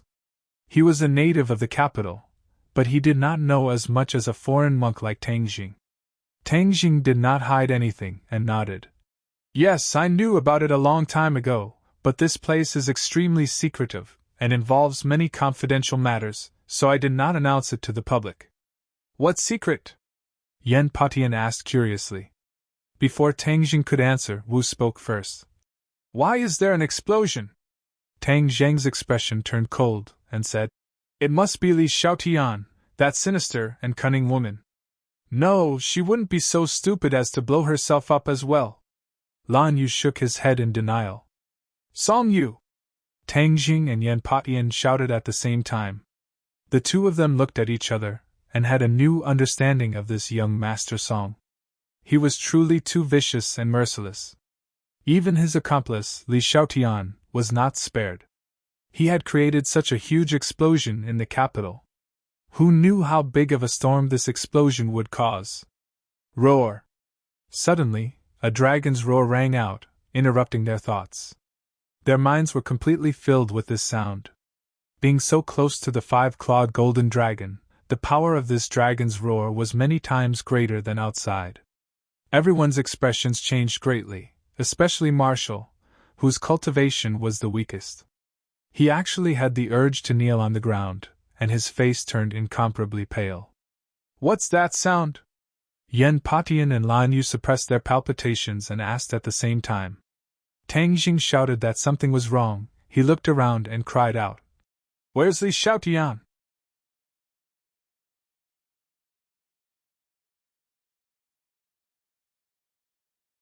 Chapter 876. Everyone seemed to have woken up from a dream and finally reacted. Wu said with a pale face, "I remember that she came down with us just now." Tang Jing also knew this. Previously, in a moment of desperation, he had activated the formation and moved everyone into the tunnel, including Li Xiaotian. It was just that just now, everyone's attention was on the tunnel, so they did not pay attention to Li Xiaotian. Unexpectedly, in the blink of an eye, this cunning woman had disappeared without a trace. Could it be that she escaped? Lan Yu asked anxiously. No way! Tang Jing firmly shook his head. Li Xiaotian was not a cultivator, so he had no way of opening this formation. Of course, it was impossible for him to escape. He suddenly thought of the dragon's roar just now, and shouted that it was not good. This woman must have escaped along the tunnel, but she did not expect to escape to the place where the five-clawed golden dragon was imprisoned. Perhaps the odds were against her. However, when Tang Jing recalled that dragon's roar, he felt a lot of unease in his heart, as if the sound had traveled along the stone slab to the outside world. In the past, because of the imprisonment of the array formation, no matter how big of a commotion the five-clawed golden dragon made, it would definitely not be transmitted to the outside world. Of course, it was impossible for the sounds outside to reach this place, but the sound of the explosion just now had clearly been transmitted in. Therefore, Tang Jing felt a little uneasy. If the sounds from the outside could be transmitted in, then could it be that the dragon's roar just now could also be transmitted out? Then this matter would really be blown up. Dragons were existences in myths and legends. If the authorities or other powers knew of the existence of the five-clawed golden dragon, they would probably think of ways to come here. Perhaps they would use it for research, or perhaps they would release it. No matter what, Tang Jing did not want to see that scene. As for the ordinary people, they would panic and feel fear because of this dragon's roar. If this dragon's roar were to spread out, it would definitely not be a good thing for this world. Damned explosion, damned Song Yu, to actually cause such a serious chain reaction. Tang Jing gnashed his teeth in hatred. What's going on? What was that roar just now? Yan Patian asked curiously. At this point, Tang Jing was not going to hide it from them. Moreover, Li Xiaotian had fled to the five-clawed golden dragon, so he had to make a trip there. Let me tell you something. Don't be scared. Tang Jing softened his tone and tried to speak as calmly as possible. Yan Patian laughed and said, I have lived for more than half of my life, what have I not seen before? I don't think there is anything that can scare me. Yan Patian was full of confidence, and the other two were about the same. They looked at Tang Jing with burning eyes, waiting for him to reveal the answer. Tang Jing smiled mysteriously and said, That might not be the case. In any case, you should be mentally prepared. Tang Jing didn't say it out loud. This was too miraculous, and it was better to see it with his own eyes. Tang Jing led them through the long passageway. The three of them looked at each other, not knowing what Tang Jing was up to. Unknowingly, a wave of pressure gradually assaulted their hearts. This feeling was very similar to the feeling that the roar from before gave them. The expressions of the three of them became solemn as they craned their necks to look ahead. Suddenly, a ray of golden light entered their eyes. The three of them turned pale with fright. They didn't know what this golden light was, but there was a kind of aura that made their hearts palpitate, and even made them feel fear. With their current cultivation, an aura that was enough to make them feel fear was extremely rare. What was inside?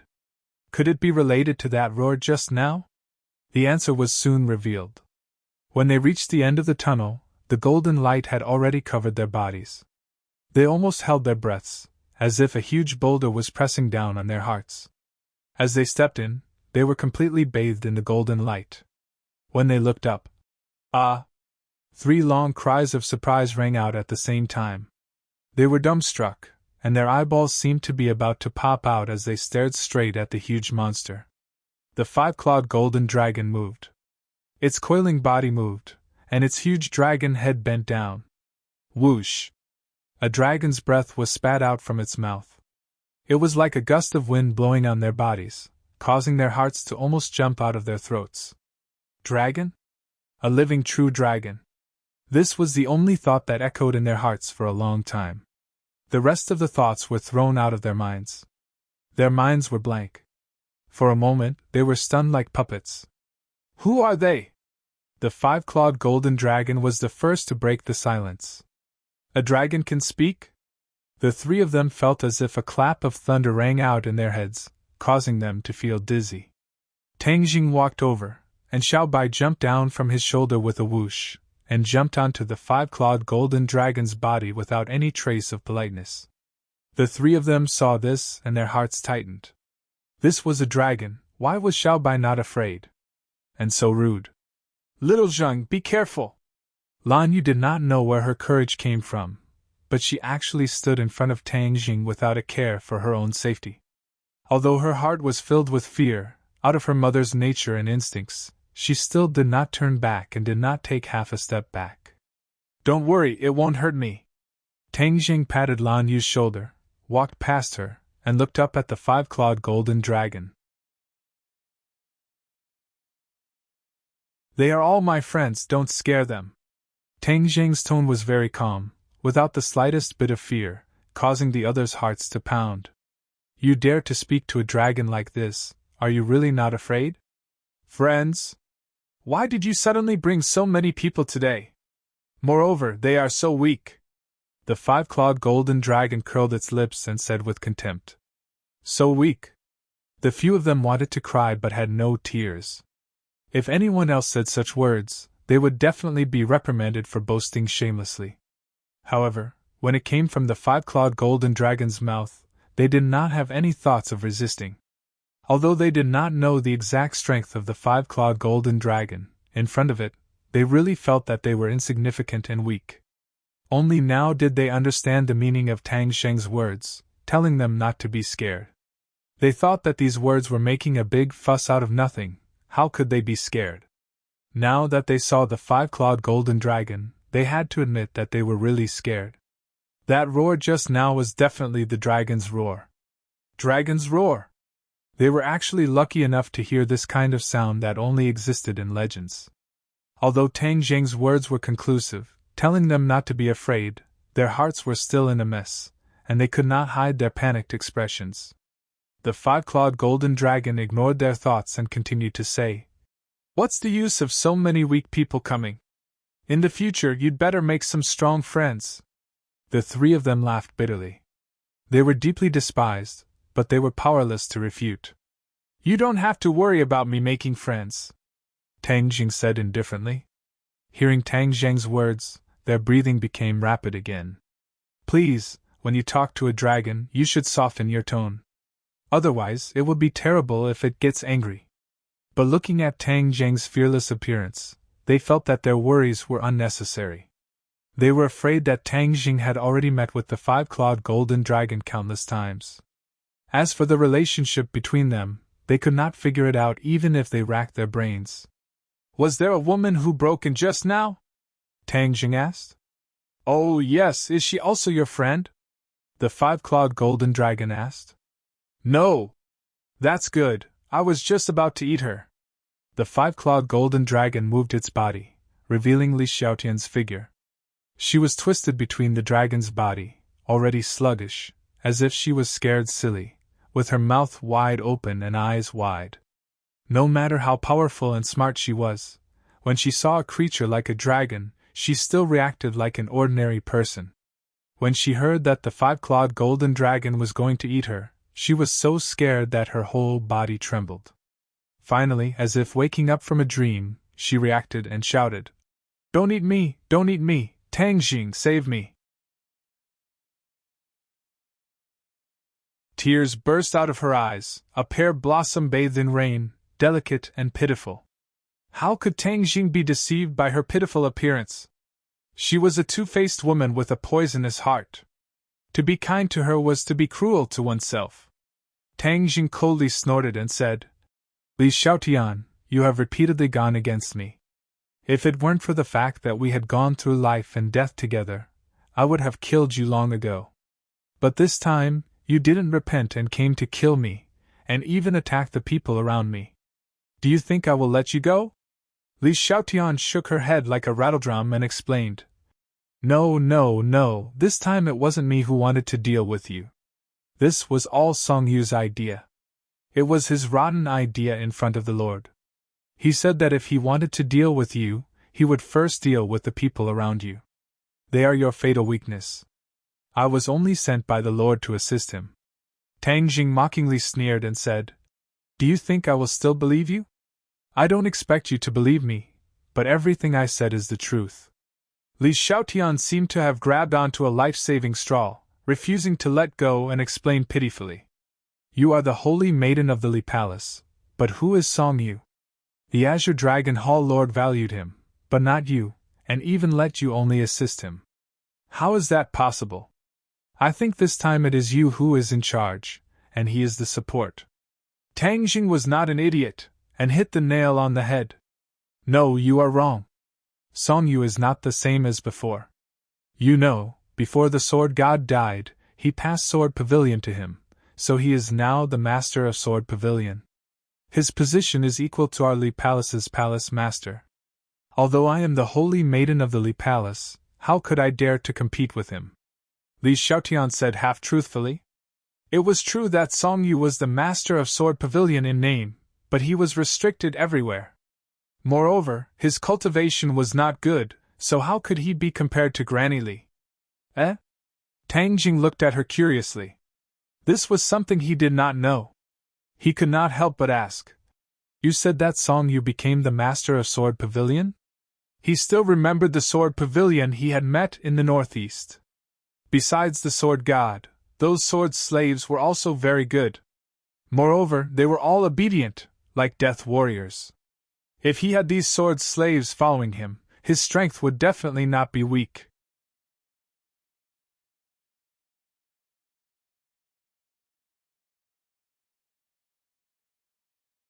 Chapter 877. Tang Jing had to admit that Li Xiaotian had a glib tongue and was very provocative and bewitching. But thinking of her various actions, Tang Jing suppressed that trace of kindness and said with a murderous look, You have a glib tongue, but I won't let you go even if you break the heavens. Li Xiaotian was very clear that she was on the chopping block and her life was in Tang Jing's hands, so she hurriedly said, Tang Jing, listen to me. If you kill me, it won't do you any good. Instead, it will let Song Yu's scheme succeed. I have my own ways to deal with Song Yu. You don't need to worry. But if the Venerable Lord is deceived by Song Yu and thinks that you are the one who harmed me, then Song Yu's scheme will succeed and she will truly control Sword Pavilion. There will be endless troubles in the future. Tang Jing snorted and said disdainfully, The Sword God is many times more powerful than Song Yu. When he was in charge of Sword Pavilion, I wasn't afraid, so why would I be afraid of Song Yu? Seeing that her every suggestion was refuted, Li Xiaotian was anxious and angry. How can a person of great ambition be so impulsive? You should weigh the pros and cons. Tang Jing sneered. As you said, I weighed the pros and cons and felt that killing you is more useful than keeping you alive. Li Xiaotian hurriedly shook her head. No, no, no, it's useless to kill me. A dead person is useless. Only by enduring and living can you make the best use of everything. Is an element of, Tang Jing sneered. Li Xiaotian, if you knew this would happen, then why did you do it in the first place? I advise you not to waste your saliva and cherish the last moments of your life. Tang Jing was determined this time. Li Xiaotian was as vicious and merciless as a snake. The most important thing was that she already knew about the existence of the five-clawed golden dragon. If what she said was true, she would go back and expose Song Yu's true face. Then, the Great Lord would naturally know about the existence of the five-clawed golden dragon, which was not a good thing. Li Xiaotian stubbornly widened his eyes. Moving his lips, he still said unwillingly, Don't you really want to know about the Azure Dragon Palace? I can tell you all about it. Know yourself and know your enemy, and you will never be defeated. This is the best strategy. How do I know if you're telling the truth? Tang Jing teased. I swear that everything I said is true. There is not a single word of falsehood. Li Xiaotian promised. Tang Jing firmly shook his head. There's no need for you to ask. I have my own ways to find out. Of course, he wouldn't let Li Xiaotian die so easily. He had to squeeze out all of her value. Among them, the most important thing was obviously the secret of the Azure Dragon Palace. She definitely knew a lot of secrets in this area, so he definitely couldn't let her commit suicide like Jian Shursan. Li Xiaotian was truly in despair. Tang Jing was stubborn. Even if she had a glib tongue, she wouldn't be able to shake Tang Jing's heart. Five-clawed golden dragon, let her go. The five-clawed golden dragon said unhappily. She's my snack. I'm just borrowing her for a while. I'll return her to you in a while. Only then did the five-clawed golden dragon turn from worry to joy. Then don't break my snack. When the others heard this, their expressions changed. Looking at the five-clawed golden dragon's mouth, their hearts turned cold. A single person wasn't enough to fill the gaps between its teeth. Marshall said, She brought this upon herself. Just now, she even wanted to harm you, mistress. Yen Patian and Lan Yu had yet to recover from their shock. They were thinking even more. Since even the legendary true dragon had appeared, the impact on their worldview could be imagined. Especially looking at the conversation between Tang Jing and the five-clawed golden dragon, it was as if they were on equal footing. This kind of relationship was too subtle and puzzling. What exactly was it about Tang Jing that the five-clawed golden dragon thought so highly of him? In addition, the most important thing was, why was there a dragon under the imperial city? However, they were unable to ask this question for the time being. They only subconsciously stared at the five-clawed golden dragon, wanting to see every detail of it with fear and curiosity. The five-clawed golden dragon let go of Li Xiaotian, and Li Xiaotian leaped, wanting to fly over everyone's heads. Tang Jing did not move, but heard the five-clawed golden dragon snort angrily. How can my snack run away? Whiz! With a sweep of the dragon's tail, Li Xiaotian used all of his abilities to dodge, but he was still swept away. Like a fallen leaf in autumn, he lightly fell to the ground. Tang Jing grabbed with his big hand, and Li Xiaotian was sucked in front of him by the heaven-swallowing technique. His big hand directly pressed down on her head. At the same time, he used the body-securing technique, making her unable to move or even commit suicide. With Jian Shi-san as an example, and the people of the Azure Dragon Palace all facing death with equanimity, he did not want her to have the chance to commit suicide. Tang Jing did not hesitate to use the soul-searching technique. Li Xiaotian screamed miserably, and his eyes became sluggish. One scene after another, one message after another flew into Tang Jing's mind. He opened his eyes wide in surprise. Li Xiaotian really knew a lot of secrets, and many of the problems that had been troubling him in the past were immediately solved. In addition, he also realized that Li Xiaotian's previous words were half true and half false. This time, she was the one in charge of this matter, not Song Yu. Song Yu was only pushed to the front. Humph! As expected, none of her words were true. If he really listened to her, it would lead to a disaster. After a while, Tang Jing loosened his grip, and Li Xiaotian's screams came to an abrupt end.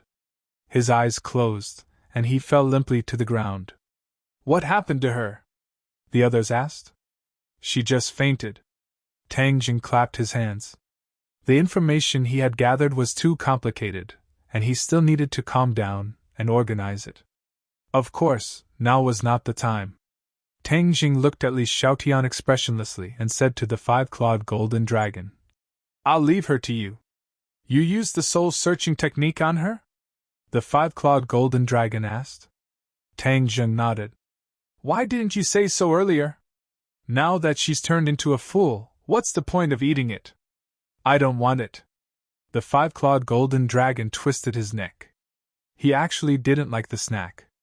Tang Jing was stunned for a moment, and said, You don't want it? Yes.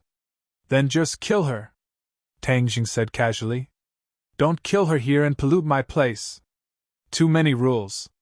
Tang Jing rolled his eyes in dissatisfaction. Then I'll take her out. Tang Jing patted her cheeks a few times, but she didn't wake up. Tang Jing frowned, but now that she had turned into a fool and was no longer a threat, he didn't take it to heart. He simply put her into Sumera world and killed her when he got out. Seeing Li Xiaotian disappear in front of everyone's eyes, no one was surprised. After all, the five-clawed golden dragon was in front of them. What exactly happened outside? There was such a big movement just now, and even the array formation here was shaken? The five-clawed golden dragon asked. Tang Geng's heart moved. There was an explosion. Was the array formation affected? The five-clawed golden dragon didn't answer in a hurry, but closed his eyes. After a while, his eyes widened in surprise. The array formation was not only shaken, but there was also a crack. The palace above is a part of the array formation. Now that the palace is destroyed, the array formation is not 100% complete. Tang Nang's eyelids twitched. He didn't expect that an explosion would cause such a big change. He quickly asked, "Then can you go out?" The five-clawed golden dragon's expression darkened and said, "How could it be that easy? There is only a crack in the array formation. This is a very small flaw. If I want to escape, I must completely break this array formation." Tang Jing secretly heaved a sigh of relief.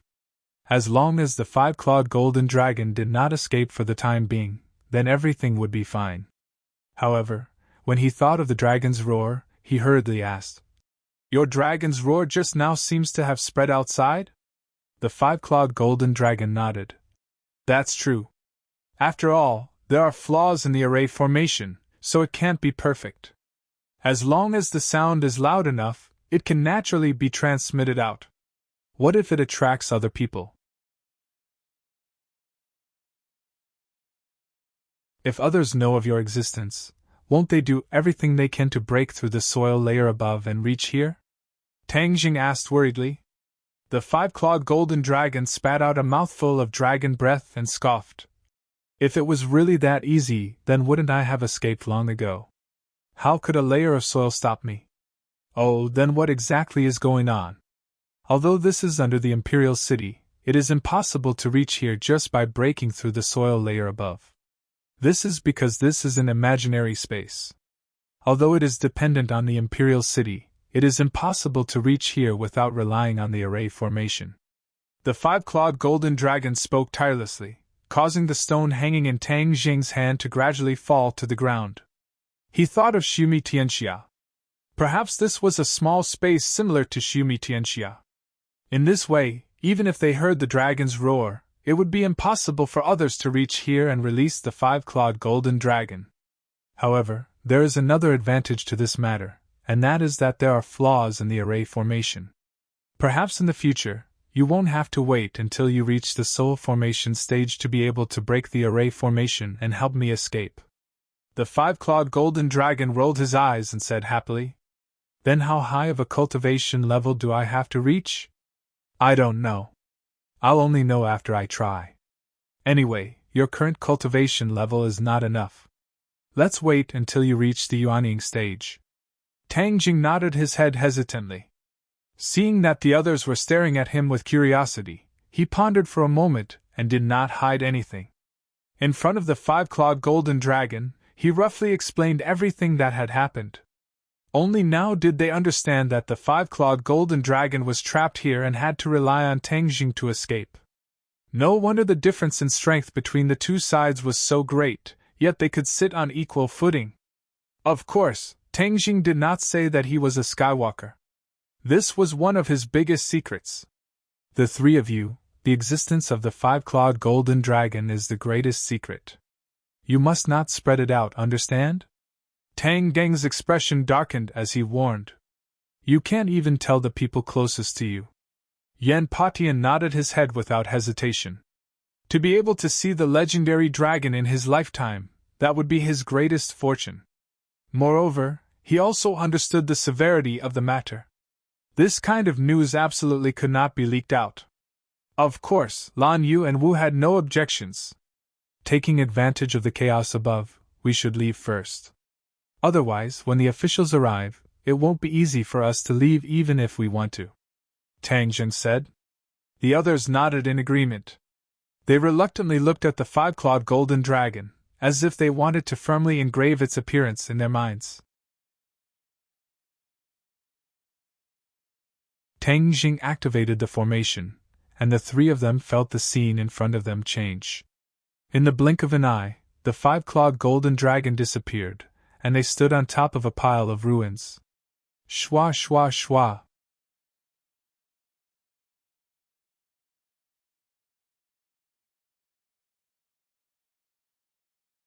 Chapter 878.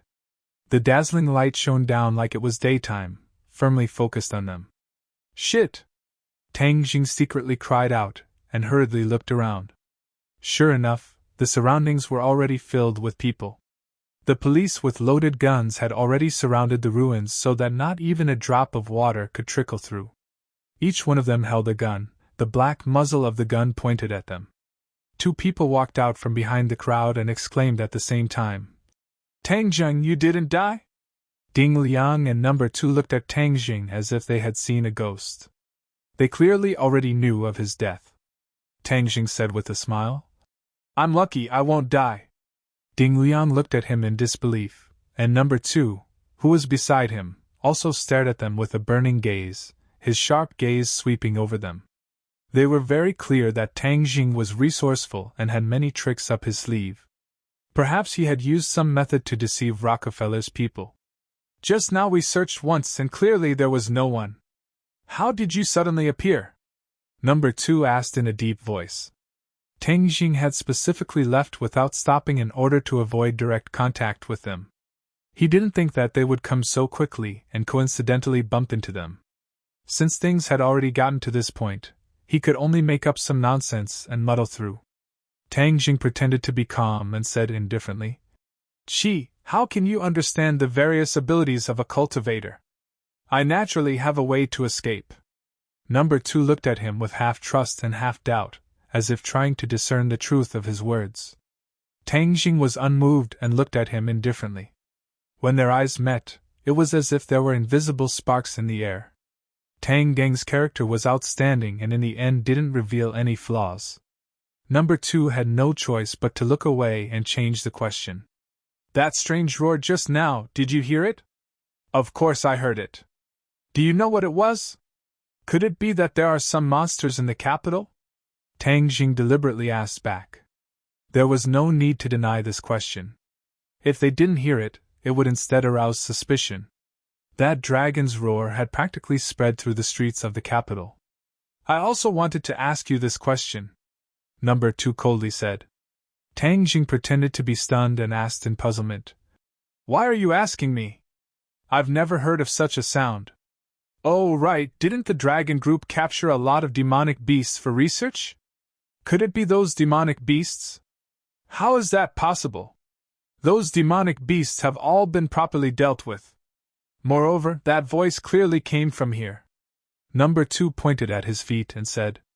Tang Jing shrugged, spread his hands, and said helplessly, "Then I don't know." "Then ask me something you know. Where are Li Xiaotian and Song Yu? What's with this explosion?" Number 2 asked, unwilling to give up. Tang Jing said without hesitation, "Do you still need to ask? Of course, the explosion was caused by Song Yu. That guy is crazy and tried to kill us with an explosion in the capital. He must have escaped long ago. You can't just turn a blind eye to it, right?" After pausing for a moment, he ambiguously continued, "As for Li Xiaotian, when the explosion happened, how could I care about anyone else? Perhaps she was killed by the explosion." "Killed by the explosion?" Number 2 and Ding Liang looked at each other. Both of them weren't too sure. The power of the explosion just now was indeed too great. A magnificent palace had been blown into ruins. How could a body of flesh and blood withstand such terrifying power? "Of course we won't let Song Yu go. Since he dares to act so recklessly, we will definitely arrest him and bring him to justice." Tang Jing faintly smiled. "Then I'll have to trouble you. If this kind of antisocial person is left in this world, he will only be a problem for society. Also, with Rockefeller acting like this, are you really going to ignore it? The higher-ups will have their own countermeasures. You don't need to worry about this. You just need to take care of yourself and don't cause any more trouble," Number 2 said. Tang Jing's eyes flashed with thought-provoking sharpness, but he didn't promise the other. Instead, he said, "I can't guarantee that. Rockefeller dares to kill me and use the people around me to threaten me. How can I just let this go? I will use all my power to keep them on this land." Number 2's gaze turned cold, like a terrifying bolt of lightning. He stared unkindly at Tang Jing and said, "Didn't you hear Ding Liang's order before? Don't mess with Rockefeller." Tang Jing dryly laughed a few times and said, "This matter has nothing to do with me. Of course you guys don't care. But he came to kill me. If I leave this disaster behind, then wouldn't I and the people around me be in danger at any time? It's better to squash enmity than keep it alive. Some things can't be solved. Are you really going to turn the capital upside down?" Number 2 took a step forward and approached Tang Jing. Before Tang Jing could make a move, Yan Patian had already taken the lead and stood in front of Tang Jing to protect him. He said, "You guys can put yourself in Tang Jing's shoes and think about it. Is all of this his fault? If we don't work together to resist the enemy, wouldn't we be a joke to outsiders?" However, Number 2 was not afraid of Yan Patian, and said sternly, "Elder Yan, have you thought it through? Could it be that your Yan family really wants to get involved in this mess?" Yan Patian laughed out loud and said disapprovingly, "Yan family swears to stand together with Tang Jing. Any person or power that dares to go against Tang Jing, the Yan family will definitely not sit idly by." When Yan Patian saw the 5-clawed golden dragon, his confidence in Tang Jing soared to an unprecedented level. Of course, he would stand on his side without reservation. Although Number 2 represented the authorities, and even the intentions of the higher-ups, he still supported Tang Jing without hesitation. Number 2 was overwhelmed with shock. He was very clear about the cautious style of these large families. Although the Yan family was the leader of the large families in the past and had great strength, they had never gone against the authorities. However, this time, he clearly supported Tang Jing, which was equivalent to standing on the opposite side of the authorities. Furthermore, Yan Patian was very clear about who exactly Number 2 represented, but he still did not turn back. This couldn't help but shock Number 2. Could it be that Yan Patian thought so highly of Tang Jing that he didn't even give face to the authorities? Yan Patian did not care about Number 2's thoughts, he only looked at him firmly, indicating his firm stance. Number 2 coldly snorted, and did not comment. His gaze turned to Tang Jing and said, "Tang Jing, you've caused such a big commotion, come with me, someone wants to see you." Tang Jing guessed that the chief definitely wanted to see him. Since the matter had become so big, it wouldn't be bad to test the other party's bottom line. Although even if the other party explicitly opposed it, he would still attack Rockefeller without hesitation. "I'll go with you," Lan Yu said without hesitation, obviously afraid that his son would suffer. There were many experts in the inner palace, and Tang Jing was alone. It was truly risky. Only Tang Jing can go. Number 2 did not show any mercy, and looked deeply at Lan Yu. Of course he knew Lan Yu's identity. She was the wife of the previous martial sex sect master, and Tang Gang's biological mother. Even if she threw away these identities, she was still a great master martial artist, and was not someone to be underestimated. Tang Jing was full of confidence as he shook his head and said, "Don't worry, I'm fine." But Lan Yu still wanted to dissuade him, but Tang Jing smiled and shook his head. His voice became gentler as he said, "Go home and wait for me." Seeing her son speak so gently to her, Lan Yu was stunned, and her eyes sparkled as she looked at him. Tang Jing's attitude towards Lan Yu became much better. Although he could not personally call her mother, he was no longer as cold as before. "Okay." Lan Yu's heart felt warm, and the corners of her mouth lifted in gratification and excitement. But when she turned her head and stared at Number 2, her eyes became especially sharp and full of aggression. She said with killing intent, "If anyone dares to hurt little Jin, I will risk my life to kill them. No matter who it is, even if they escape to the ends of the earth, I will not let them go." This blatant threat made Number 2 unable to do anything. After all, Lan Yu had the confidence to say this. Ding Liang hurriedly tried to smooth things over and said, "Everyone, don't misunderstand. Tang Jing is just going back to cooperate with the investigation. Nothing will happen. You guys go back. Wait for me to come back, then we'll discuss how to deal with Rockefeller and Song Yu." Tang Jing said without any hesitation. The few of them nodded, and with a tap of their feet they flew out from the encirclement. With a few ups and downs, they disappeared into the night. The surrounding policemen were dumbstruck. "Let's go," Number 2 said coldly to Tang Jing. Tang Jing smiled, and took a car with Number 2 and Ding Liang to the heavily guarded courtyard house. But along the way, Tang Jing saw that there were many more people on the streets. Although it was early in the morning, many citizens were walking on the streets. It was obvious that such a big commotion had disturbed their good dreams, and they all ran out to see what was going on. However, this was easier said than done. The streets and alleys were already filled with armed policemen, and there were also many soldiers who had joined in to maintain order and separate the crowd. The imperial city was already heavily protected, and no one was allowed to get close. As for what exactly happened in the center of the imperial city, because it happened in the dead of night, not even a single photo was sent out. However, paper couldn't wrap fire. The huge explosion and the dragon's roar would definitely cause a huge disturbance. Tang Jing didn't say a word as he got out of the car and walked into the courtyard house. He found that the security of the courtyard house had at least doubled. Obviously, these people with high positions and power also knew that the situation was serious. They were deeply afraid that he would be affected, so they sent more people to protect him. Tang Jing could clearly feel that there were already countless pairs of eyes spying on him in the dark. Perhaps if he did anything wrong, these people would rush out to deal with him. Tang Jing smiled and didn't mind. He followed the two of them and easily arrived in front of the study. The chief was wearing a thin coat, standing in the courtyard outside the study with a serious expression. When he saw him come in, he gave him a deep look, and without saying a word, turned around and entered the study. Tang Jing also walked in, and found that there were two other people in the study. These two people's auras were very strong, and were very similar to the two auras he had sensed in the dark before. These two people were probably Imperial Palace experts like Number 2. They had always been in hiding, but this time they actually stood in front of Tang Jing openly.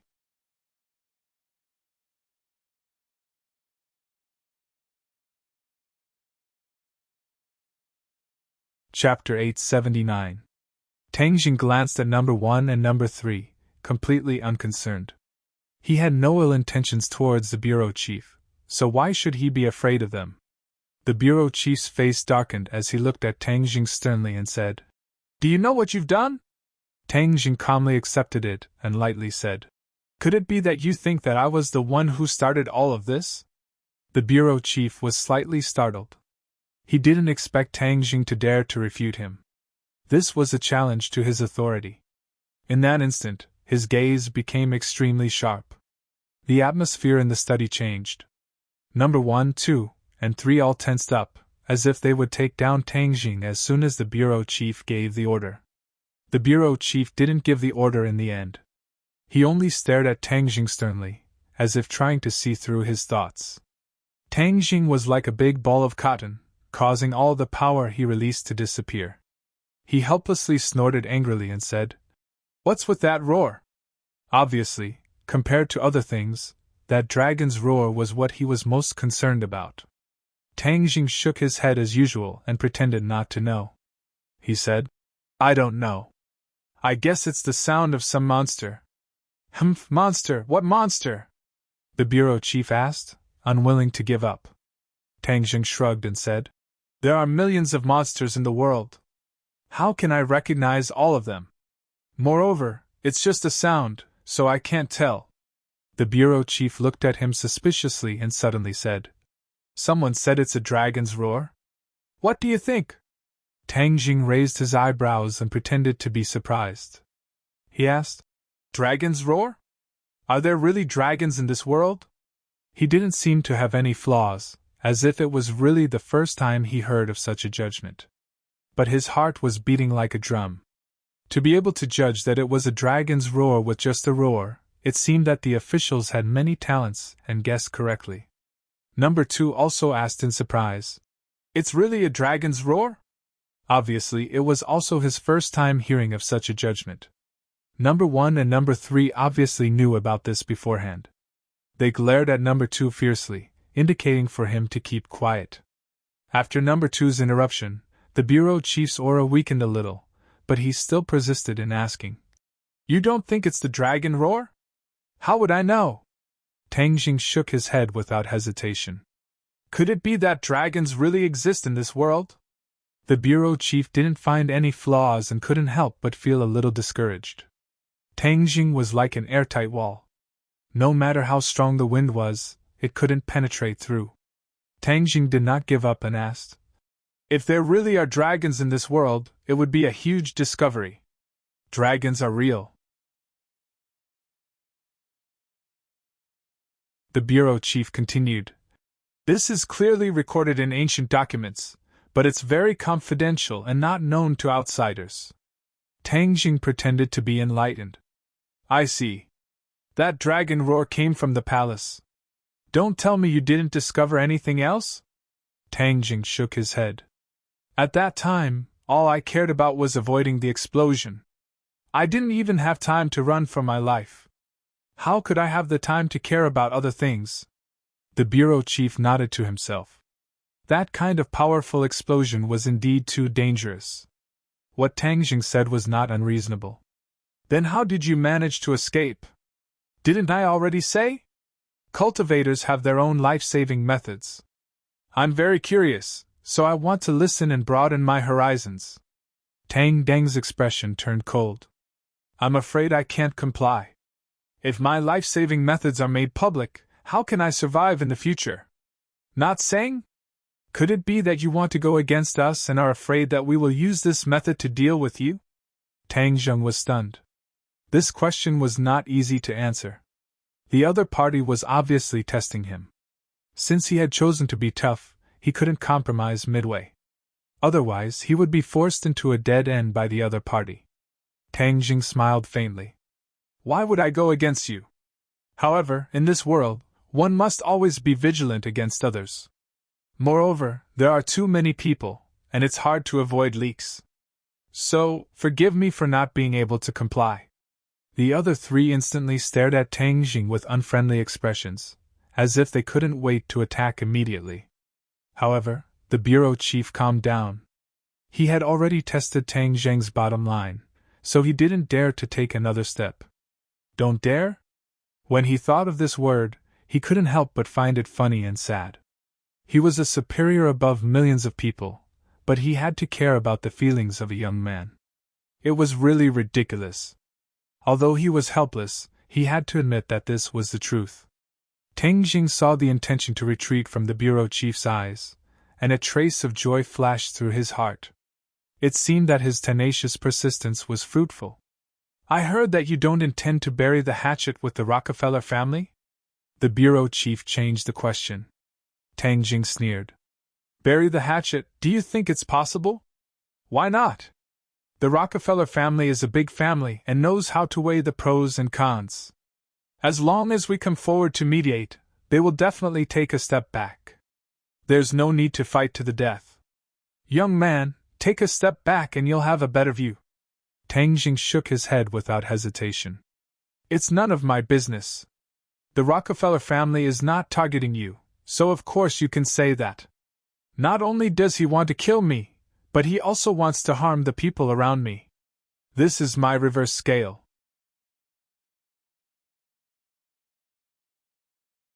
If anyone dares to touch it, I will definitely deal with him to the end and not let him have an easy time." After a slight pause, he emphasized his tone and repeated, "Anyone." Of course, this anyone was not limited to the Rockefeller family, but also included other people.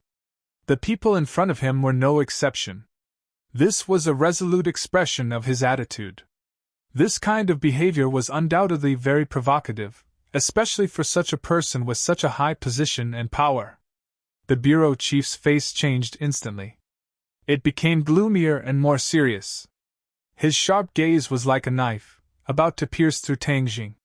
But Tang Jing did not retreat at all. After experiencing the Rockefeller family incident, he became cautious and wanted to strangle all possible dangers in the cradle. It didn't matter if they dealt with him, but if they dared to target the people around him, then he would definitely be angrier and fight to the death with them. The bureau chief understood the deep meaning in Tang Geng's words. That was why he was so angry. He was threatening him to his face. He really wanted to flare up and have someone arrest Tang Jing, but after all, he was not a 3-year-old child. He was very good at weighing the pros and cons. At this moment, having an enemy like Tang Jing was definitely not a good thing for him. So, he took a few deep breaths and finally suppressed the anger in his heart. He looked at Tang Jing and said, "Rockefeller is not so easy to deal with. If you cause such a big disturbance again, then I won't sit back and do nothing. That's not up to me. You know what kind of people the Rockefeller family is. Bats, werewolves, these guys will definitely cause panic when they appear in public. This is not something I can control. Actually, I have a very good suggestion. You find Rockefeller's people, and then I'll deal with them myself. It's better for everyone to end this matter early." Although Tang Jing knew Rockefeller's hiding place from Li Xiaotian's mind, with such a big commotion in the imperial city this time, Rockefeller was not stupid. He must have moved long ago. If there was official assistance, it would definitely be twice the result with half the effort. These people who were hiding their heads and tails would definitely not be able to escape. However, the bureau chief shook his head firmly. No. Even though Tang Jing felt a bit regretful, there was nothing he could do. He shrugged his shoulders and said, "Then I will dig 3 feet into the ground to find them.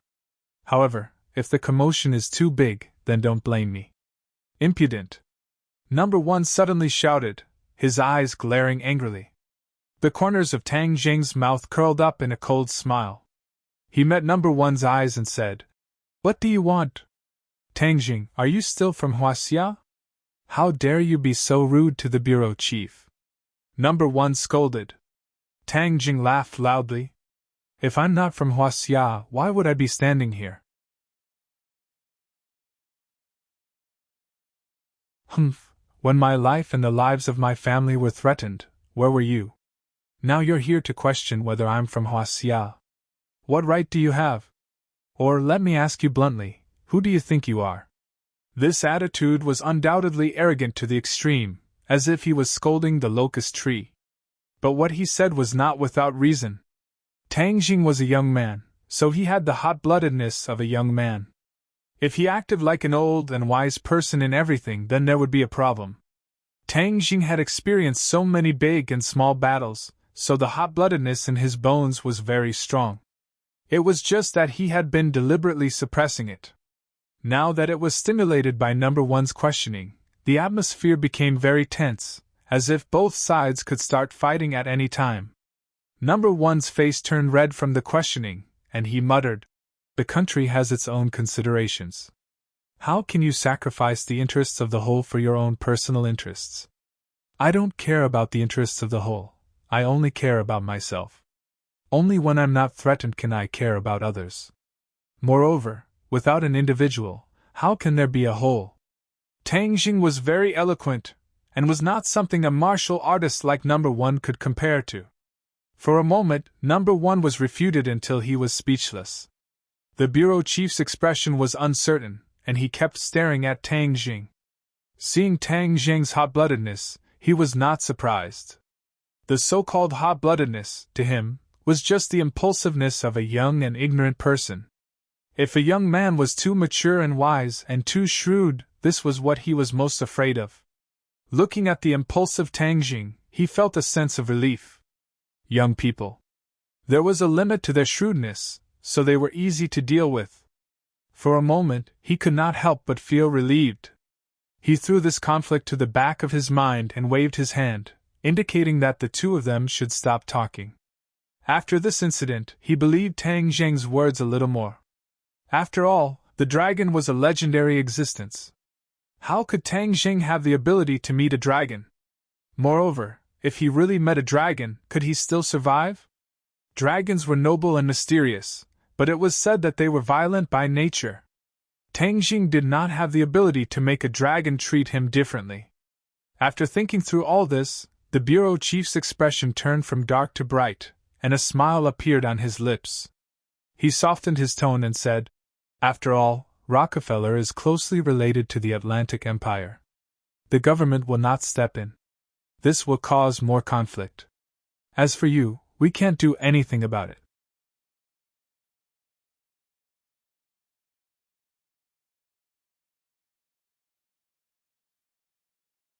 Chapter 880. Hearing this, Tang Jing was actually very happy. If the officials did not interfere, this would be the most beneficial situation for him. Thank you very much! However, in the end, this matter was started by the Azure Dragon Palace, so the officials should deal with the Azure Dragon Palace even more. Tang Jing took the initiative to mention the Azure Dragon Palace to test the other party's reaction. The bureau chief avoided talking about it and waved his hand. The Azure Dragon Palace is too mysterious. We can't find it either. Your family has experienced such a thing. You should go back and comfort your family first. Tang Jing's heart skipped a beat. The bureau chief's reaction was out of his expectations. He took the initiative to mention the Azure Dragon Palace, but the other party avoided talking about it, as if there was some secret behind it. Could it be the other party had some sort of relationship with the Azure Dragon Palace? But why didn't the information in Li Xiaotian's mind mention this? The Azure Dragon Palace seemed to have always been an independent existence, and had never been involved in the matters of the imperial court. Logically speaking, the Azure Dragon Palace shouldn't have anything to do with the other party. Tang Jing secretly shook his head. There must be some unknown secret behind this, and he had no way of knowing it for the time being. He bid farewell and left, only to discover that the sky had turned white. After this night of torment, the capital would definitely be very lively today. After Tang Jing left, Number 1 could not hide his anger as he said, "Bureau Chief, Tang Jing is too arrogant, challenging authority. This kind of person cannot stay for long." The bureau chief smiled confidently. Although he challenges authority, he is also a useful chess piece. As long as he is used properly, he will be able to unleash a great deal of power. Moreover, he has the Empyrean fairy, Tian Chanzi, and the Yen family behind him.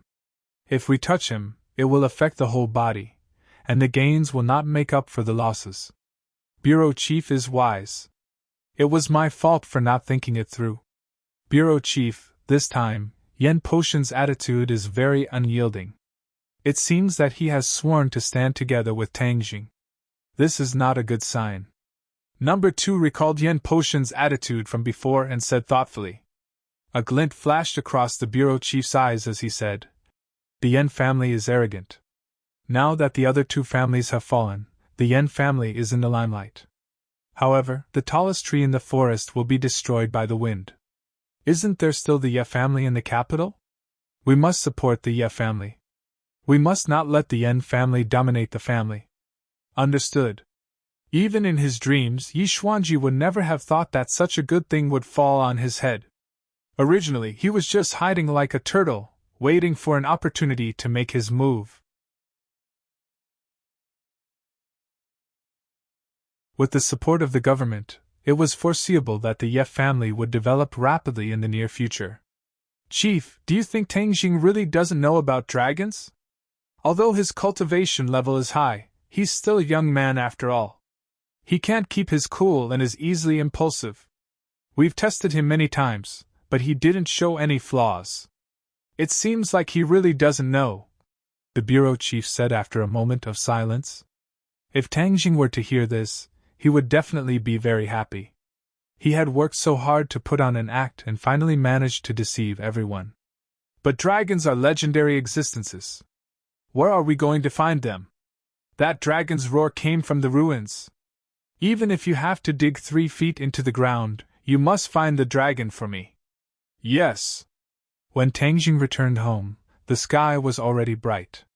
However, he suddenly discovered that there were traces of battle in front of the villa.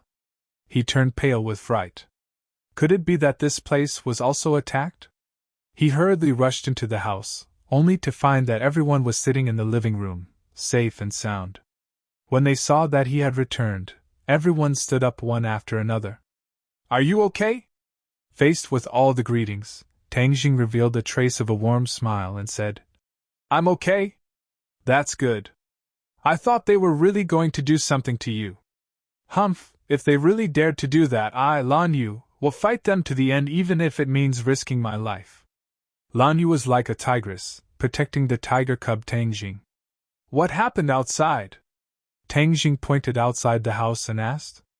Someone came to attack us last night, but we've already beaten them back. Tang Jing was overwhelmed with shock. Fortunately, he had left the Empyrean ferry behind. Otherwise, it would not have been so easy for others. Rockefeller's people? No, Island Nation's people.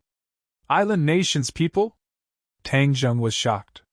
Weren't the people of the Island Nation close to the Hundred Faces Star-Lord? Could it be that the Hundred Faces Star-Lord had also come to the capital? However, if there was a Hundred Faces Star-Lord in the attack last night, then the battlefield would definitely not be like this. What about the people of the Island Nation?